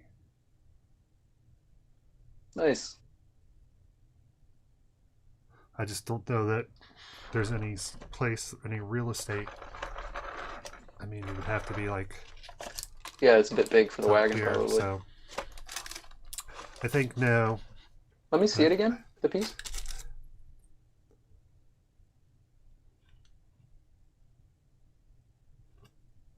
Hmm. It's got a lot of character. I like it. I mean, like the it. whole piece, no, if you wanted to take it apart, which I don't know that you should because It's cool as it would yeah. have a lot of good uses as is. Yeah. You could use the small dangly bits, Uh, like on the edge of the roof would be cool. yeah, like fringe. Yeah. Yeah, fringe would be cool to do. And then some other things here. You know, we just got some wire, some stuff like this. I think you kind of mentioned before. Something like this. I was thinking of, you know, some sort of coiled kind of design or something. Like in these space here, or doing a loop-de-loop kind of thing here, but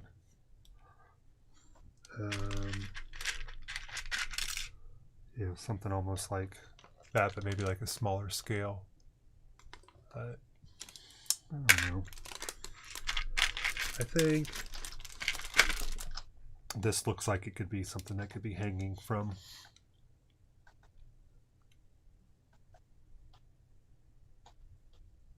Yeah, it's a cool party lantern looking thing. So let me see here.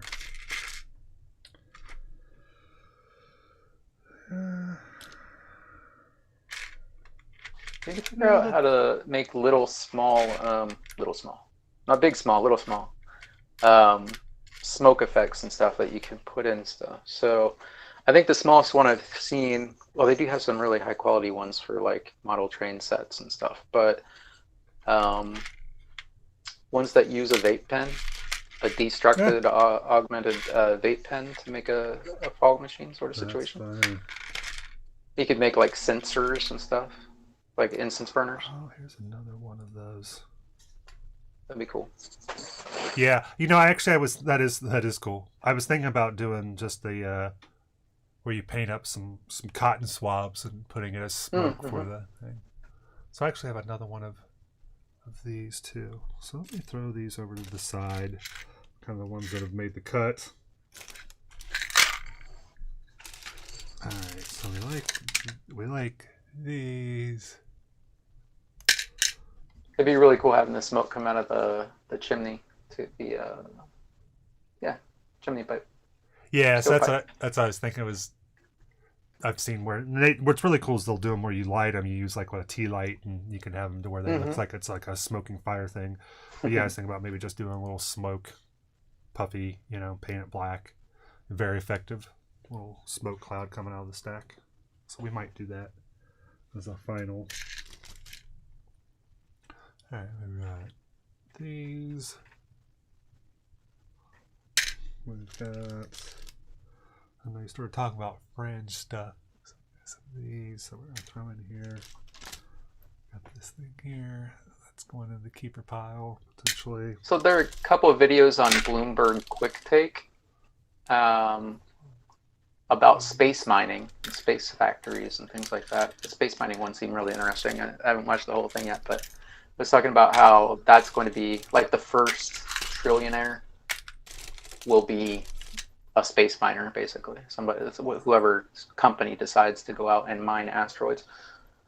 Whoever breaks and that there's- nut is going to be the one who's owns everything. Yeah, that's what's going to end up happening. Is there's going to be. Oh, I also pulled out. I don't know. I don't see a way around it at this point. The way things are going, of like things becoming more and more corporate.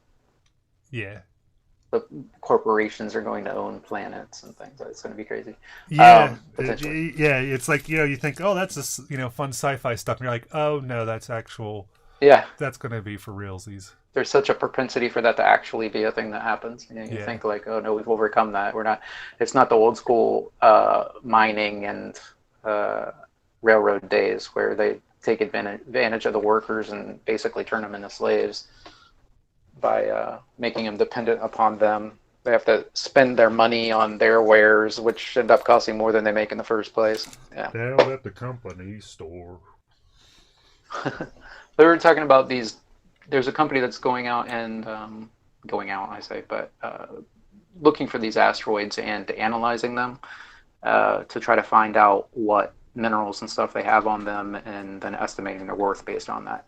And there's ones that cost like one asteroid that costs like 800 million, or is worth 800 million, they think, and then one that's worth at least $1 trillion just for one asteroid. Wow. But somebody else is talking about the fact that if you bring that stuff back to, if it's common stuff that we already have here, if you bring that stuff back to Earth, then it's going to lower the value. It'll crash the market on that item, potentially. So, You got to dole it out.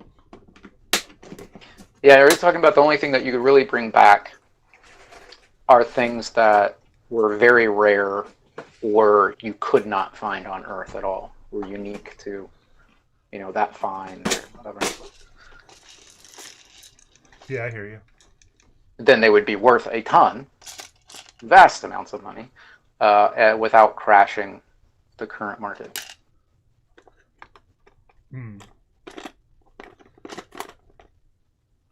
Market. But obviously, one of the most valuable resources in space is going to be water, because not only for drinking, but also because you can make fuel, potentially oxygen. Oh, yeah.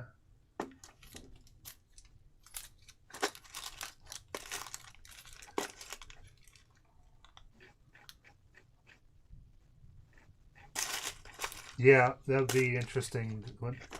Again, it's like, it all seems science fiction until it's like, oh, wait a minute, no, these things are actually all going to come true. It's like space mining and mining asteroids for water. And I think, isn't that the Expanse, right? That's what they're... Yeah. That's kind of like their premise, right? So you've got these people that Yep. are mining asteroids for water and all the political... And it makes total sense when you think about it too. It could totally play out that way. Like if people go to Mars, you start a Mars colony, and it's a mining colony. Eventually, at some point, maybe 100 years down the road or whatever, they're going to become autonomous. They're going to want an independence and to be recognized as their own entity. See you later, Papa. Yes, see you, Papa, man. Thanks for hopping on, brother. Appreciate you so much. Great to chat with you. Be sure that you're hopping on when we're doing our stuff online. Rocket League. If you don't have Rocket League, get it for your PC so you can start playing, or the Borderlands 2. Hop in and play with us. We miss you. All right. Sorry, Randy. Go ahead. Trying to do a quick shout out. That's all good. Yeah, I was going to say the same thing. Come game with us. Belter for life. Down with the inners. Nice. Yeah, it's a show that. How much of The Expanse did you watch? I think I've just gotten to the first season. I'm gonna pick it up again here Okay. soon, I think. I watched the first 2 seasons. I keep getting distracted from getting back to it. Gotcha. So, Randy, I'm thinking about maybe using these too. Oh, nice. Oh, nice. The books, the show, or both? He read the books and he's almost done with the show. Yeah, and he says it's very, very good. I'm just wondering if which one he's referring to. Both. That's nice. You think that the show is an accurate representation of the books? You think they did a good job?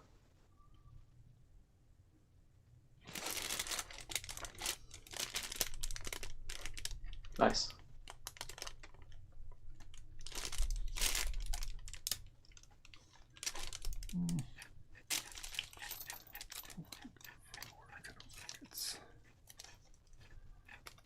I think I definitely want to gild some of the edges.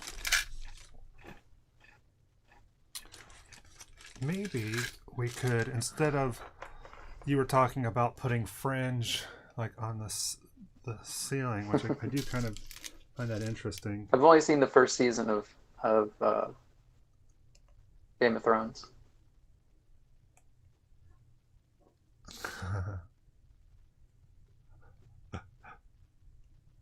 Was season 8 the last season of Game of Thrones? I think so. Maybe that piece is reminiscent of like mistletoe or something. Yeah.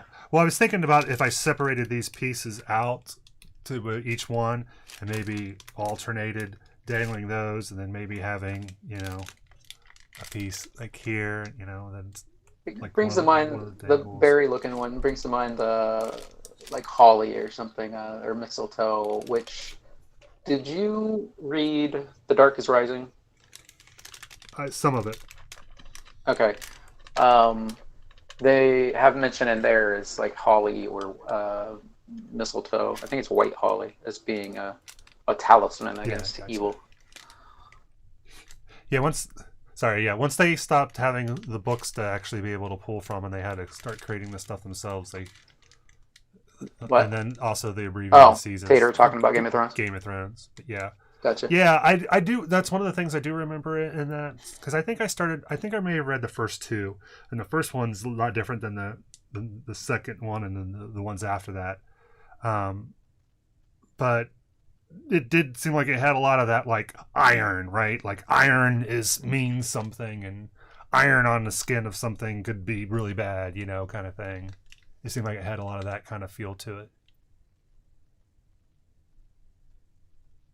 And you were saying, like, with mistletoe was... Oh, you're talking about... The Dark is Rising. Dark is Rising again.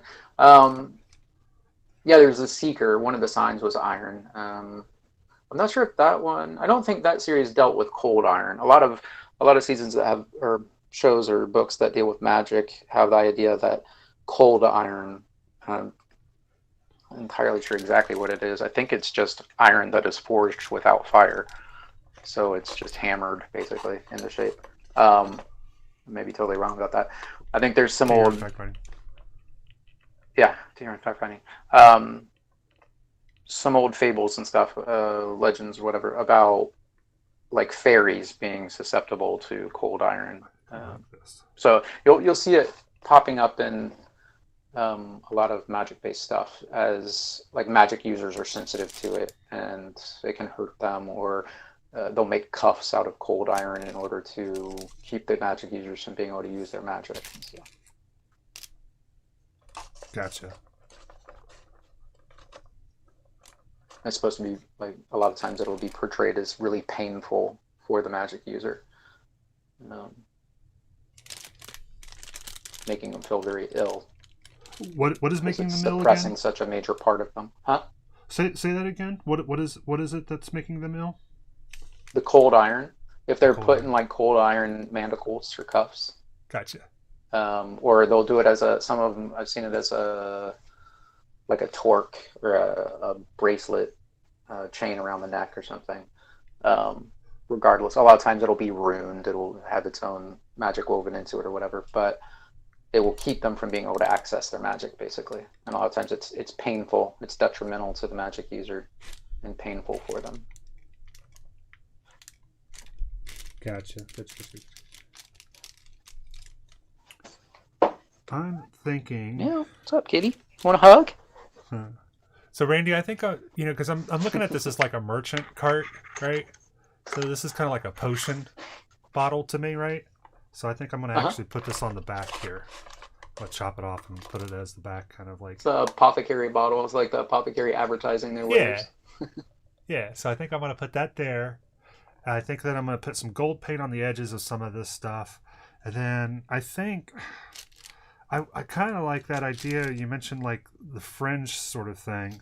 So I'm thinking out if I take like make maybe these beads here and break them up and dangle them down, but there's only 4 of them, and I would need at least 5 for this to. Another thing that would be good too is little bundles of herbs that are hanging for drying. Yeah, that's interesting. Or potentially like a collection of herbs and bones, or a pouch with something in it and some bones or something as a ward against evil. Yeah, I had like a little like dream catcher thing that was kind of about the size of that, and now I get to hit the internet in the shoulder. You just paint hex signs on there too. Yeah, like was it Pennsylvania Dutch barns and stuff used to have a lot of hex symbols painted on them. Yeah, maybe that'll be for the next one. I like what you're going with, because we could actually draw them into the wood, like etch them into the wood. That always takes me back to Alvin Maker series.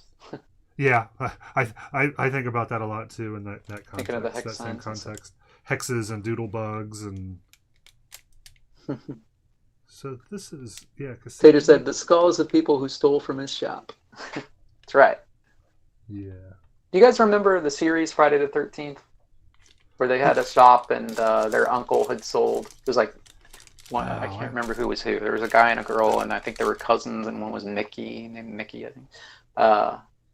But they had to hunt down the objects that their uncle, who had made a deal with the devil, I guess, had sold, these cursed items to people. And they had to hunt them down and put them in the vault. That's a fun premise. Yeah.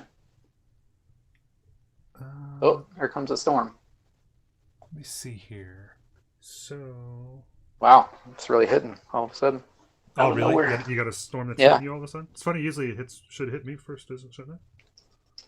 Yeah, storms come from the west, generally. Our part of town.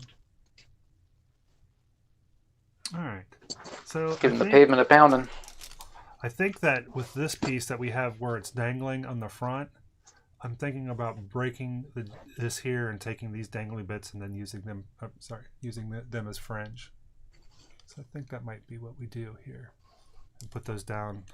The dongles? Yeah, the dongles. And then if I need more dangly dongles. Accoutrements, then we'll use the clear beads in between those, maybe. So we'll look for that. That is so crazy. Your cameras, the colors that your different cameras portray are so different. Yeah. Like right now, your flower box looks brown, but on the other camera it looks purple. Yeah. Let's see here. There's that. Or I'm having a stroke. Whichever. Well, it was purple. I did paint it during the show today. Oh, you... Okay. So that might have something to do with it. I tried to do too many things at once. I can't watch the entire footage. Yeah, I know what you mean. Yeah, so... But it still doesn't change what I'm saying. They do have very different looks, yeah. And that's another part of the lighting is getting it. But the M50 just behaves so differently than the two webcams. But yeah. All right, so let me see if I can put some clippers to these pieces. Good. Well, at least I'm not having a stroke. I mean, you might be having a stroke, but that's not. Oh shit! That would not necessarily be an indicator. Damn, I thought I ruled that out. All right, let's see here if we can. Oh, dude, it's helpful. If anybody doesn't know what Good RX is, this is not sponsored. I just happened to have need of this the other day. You should check into it, and it's an app that can save you money on your prescription medications and stuff. I ran into a situation where my prescription was a lot more expensive than it used to be all of a sudden, but I was able to get it for at least half the cost of what it said that it was going to. It was actually going to be like $40, I think, at Walmart. And with Good RX, I was able to get it for like $16 instead. You know, From also, Walmart. And then check with and it's your... really good about telling you prices at different pharmacies. Sorry, go ahead. No, go ahead. Yeah, please. No, and actually, this is going to tie into our mental health minute, because Yeah, it was the sertraline that I needed too. So well, so It's a lot. mentioning that, I recently, Kroger has their own sort of pharmacy plan, and yeah, I saw that. and so it is. I signed up for that. It is Okay, it was like $36 a year. yeah, and sertraline is free. Nice.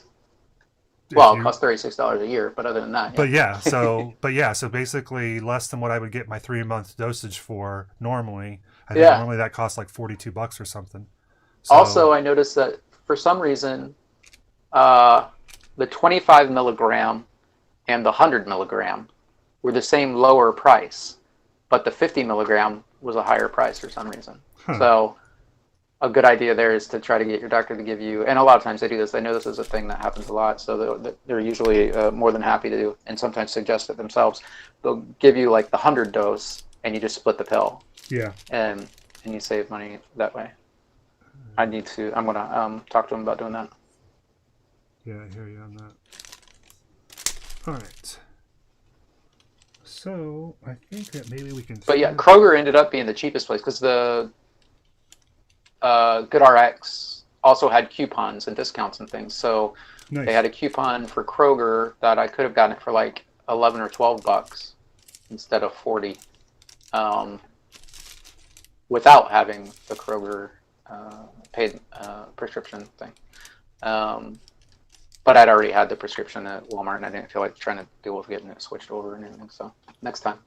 Yeah. So I was wanting to bring that up. I'm glad that you did, because like I said, I did signed up for that. So yeah. So what for the cost of what normally would be one of my 3-month prescriptions, paid it was less than that, and it covered the whole year. So that drug is free for the whole year for less than the cost of a 3-month prescription fill. Nice. So it's like, yeah, that's last time I had it filled. The woman had mentioned that. She's like, "We have this thing." You're And, real you know, quiet I'm real quiet right now. on Discord, anyway. So, Oh, let me check to make sure on Discord that which microphone I'm using. I might have accidentally switched it. no, we didn't tater, not directly. No, but I said that's what we're kind of segueing into now. I sound great on Twitch. Okay, let me make sure that in Discord that I'm. That's the problem. I started to switch when we were troubleshooting. Give me a second there, Randy. I should sound better in a second. Let's move back here. Yeah, and so one thing is, yeah, especially if you have a lot of these prescriptions, and not I guess if you have other prescriptions too, things like your blood pressure, things like that. Definitely look into your pharmacy. Ask your pharmacist to see if they have any local plan, because I was really shocked. I was super shocked that the generic version of what I take is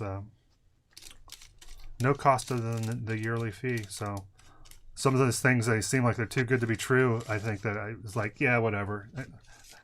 This can't have anything of merit. And it was just like, yeah, so it's good. A lot of places good will have information on it.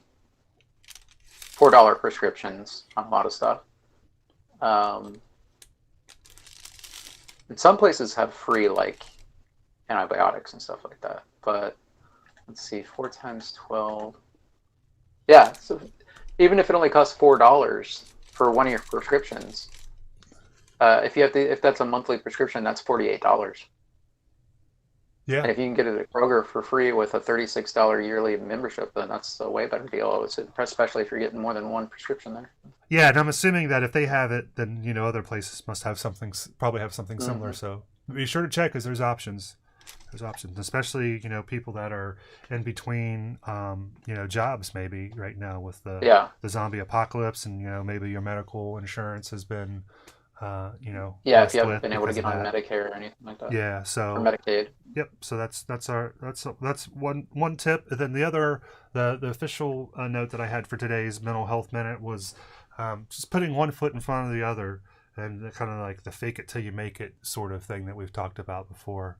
That sometimes that's all you need to ask of yourself. Really, is just having that process and kind of coming up with that process when you're in a mentally healthier spot versus when you're suffering from some of these things, and helping yourself to know what the routine is that you need to get into, and just sometimes it's all you need to do is just put one foot in front of the other, and realize that the situation that you're in isn't forever. That's temporary. And if you're in a funk and you can't seem to get yourself out of it, you always try to find ways to get those positive endorphins to help you out, because they really can. Even if it's just going on a little walk in the woods or something, that can, a park. Even just like walking in circles in your basement or going up and down the stairs, so can get some blood pumping, get some endorphins going, and that can help a lot. Yeah, that's funny because I was thinking about it in a metaphorical way, but yeah, you're absolutely right that walking is a great way to like you're saying, getting those endorphins going, getting that blood pumping, getting some fresh air, all good things. Yeah, but just changing stuff up. Like if you're in a funk, just do something different. Yeah, try something new. Drive a different even route. If it's simple. Exactly. And there's a lot to be said there too for like brain plasticity. Plasticity. Yeah, plasticity. Oh, anyway. Yes. And for changing stuff up, if you're right-handed, try doing stuff with your left hand. Just little things that change stuff up. And is that what they call the stranger? There you go, Tater. Yep, that's exactly what Yes, it is. Oh no, that's when you like sit on your hand to where it's numb, lose your circulation, so you can't feel your hand. Gotcha. Try Western grip. Just mix it up a little bit. Yep. So that's our mental health minute. Short and sweet, but thanks for the call out on the mental health minute. We appreciate that, Tater. Yeah. And the GoodRx app is free, and it was easy to use. It tells you what the prices are for your specific medication, and it has the name brands and the generic form of it, and you can change the milligrams and the how the quantities and everything. So it'll tell you what it costs at different pharmacies around you, and it's really helpful. Yeah, that's nice. I think I had looked at that previously, maybe 5 years ago. I think I was looking into that when I was in between jobs, and I think that's maybe when I was going back to school. I mentioned it to you when I first started using it. You might have, yeah, and then, but I think that might have been kind of pre-app, and so you go online and was using the website. But I could see you using the app. Having an app would be very handy. This podcast is not sponsored by GoodRx in any way, shape, or form. Unfortunately. Just need to get in touch with them. Yeah. All right, Randy, what are you working with the timeline here? We're running a little long here. I just realized. I'm okay. Looks like I have an email that came in, but I haven't gotten responses that I need yet. So. Yeah. Let me see. This might be a good time for us to go ahead and take a break, though. I have these pieces that are going to be kind of fiddly, and I'm not 100% certain how I want to fix them. But we've got these pieces down here that I want to apply on the underside of here. So I might have to do a bunch of little fiddly wire work to get those to where, because each of these has a circlet. Yeah, they each have a circlet. So I could, maybe hook them with wire and then just stick it into the foam. Here. In the wooden box that used to be purple. So to do that, yeah, that might be the next piece that we do. So before we do that, we can we can glue our piece on here. I'm feeling pretty certain about it. And we can put a wash quickly on our smokestack. So let's go ahead and do that. So we're going to zoom out here.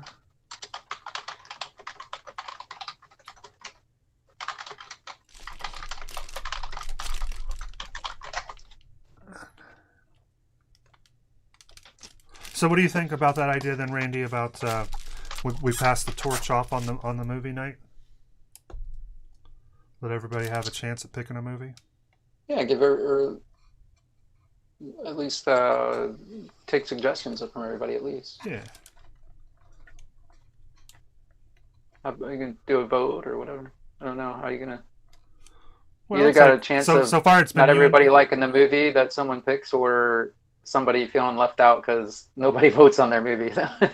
Yeah, no, I just think, if we do it, we just do a rotating basis, and everybody gets a chance, and you can show your movie. That way, you're not getting ramrodded. But if I find oh, well then, forget that. Well, I mean, you're not the good kind.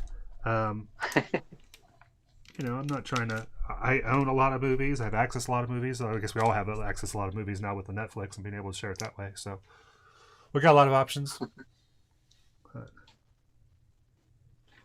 And that way, if some of the movies suck, then they ain't all on me. Unless all my movies suck and everybody else's movies are really good, then it could still just be all on me. So. Maybe. I thought of one earlier, and I can't remember what it was I was going to mention. Oh, dang it. Oh, well. I am interested to see Buckaroo Banzai again.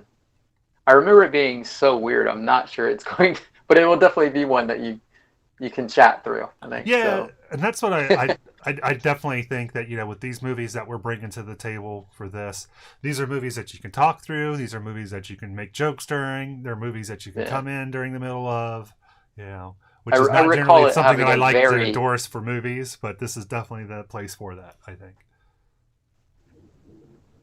I recall it having a very B-movie vibe. Okay. Let's see here. So if we got that, and if we take a look here just quickly on our smokestack, and we're going to throw a little wash on this. All right, that's cool. It's looking pretty good, just even with the rest that it has on here.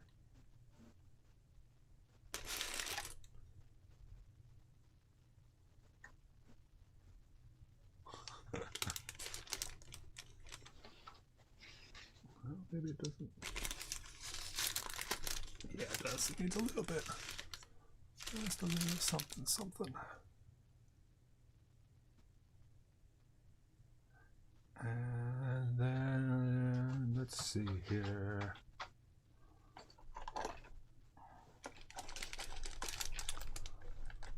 Hopefully the rain washes off all the paintballs that the little bastards fired at all our stuff. Oh yeah, that's right. Yeah. All right, so we've got some of our heavy-duty wash here. Plus, there were two women standing out there who I assume were their mothers, who were just oblivious, like watching and not giving a shit that they were going around shooting the neighborhood up with paintball guns. I don't know what the people.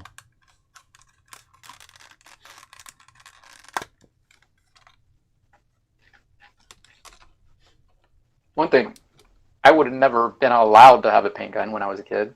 And the other thing is, I would have gotten my ass beat if I did any of that shit as a kid. One of our neighbors has a fire pit, and they literally have it 2 feet next to their house. Oh. And the flames on the fire pit are probably at least 4 to 5 feet high. Wow. And we had. It's going to be like that woman that had your neighbor at the last place that had her grill right up against the vinyl siding of her house. Melted it. It actually melted her siding. Yeah. Yeah, that's what I was thinking of. I'm like, well, all right. So, yeah. And then, so the fire department came by And I was like, who's she talking to? And it was the fire department, and they said that somebody had came by the firehouse and had complained about an open fire on our street, but they weren't sure, like the address that they gave was not an actual address. So we're like, we're trying to find this address, but we can't. This is probably like their backdoor neighbors or something, though. It could have been, but yeah. So it was just like, we don't know. So I don't know whether they ended up talking to that house or not. It was kind of funny because we're like, man, that's not a great idea. And then the next thing you know, there's the fire department. Like, I'm not sure. Let's see here. So, I can't find. I'm trying to find that meme I was telling you about, where it's the. It's basically. I didn't think about that before, but it's basically the red dress from Matrix. Yeah. Where he gets distracted by the red dress girl walks by. Uh-huh. But it's a little different. It's a guy walking with his girlfriend, and he's turned around looking at this girl that walked by in a type of red dress, and his girlfriend's all pissed off and stuff. Well, they superimposed the character from Borderlands 2 over the girl in the red dress. So the guy's like looking at the Borderlands character. And it was talking about, like, should I allow my boyfriend to play Borderlands 2 or Borderlands 3, I think. So I was trying to find that meme, but it's I'm only seeing it as a thumbnail for a YouTube video. So I don't know. I was trying to figure out how to copy and paste it, but it's not working. So this is looking pretty dark right now, but it'll dry later, and then we'll probably hit it with a little bit more orange rust. So we got that. Here, got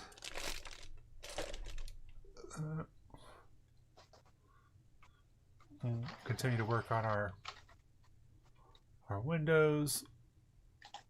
We've got our little bling there that we added. Continue to work on our stovetop. But with that, I think that we're coming along. We're in the final stretches here of our merchant wagon. Really pleased with this.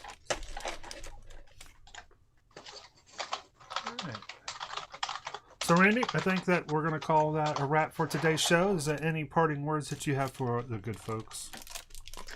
I think we're good. Give a call to action. Be safe, everybody. Yeah, remind everybody, please like, share, be safe, stay healthy. Yep, be safe, be sane. Try to keep yourself sane. Be good to the people. Everybody's a race car in the red right now, so try to be kind. Please rewind, and yeah, remember to like, share, subscribe, all that stuff. Tell your mother, tell your brother, even tell your secret lover. So you're Johnny Q. We're working on all that good nerd stuff. We do this every day, noonish on Eastern, so you can find us more if this was something that you enjoyed doing. And yeah, unless there's anything more, we leave you with the doctor's promise of never cowardly, never cruel, never give up, never give in, never surrender. All right, there, guys. Some of that outro music. Oh.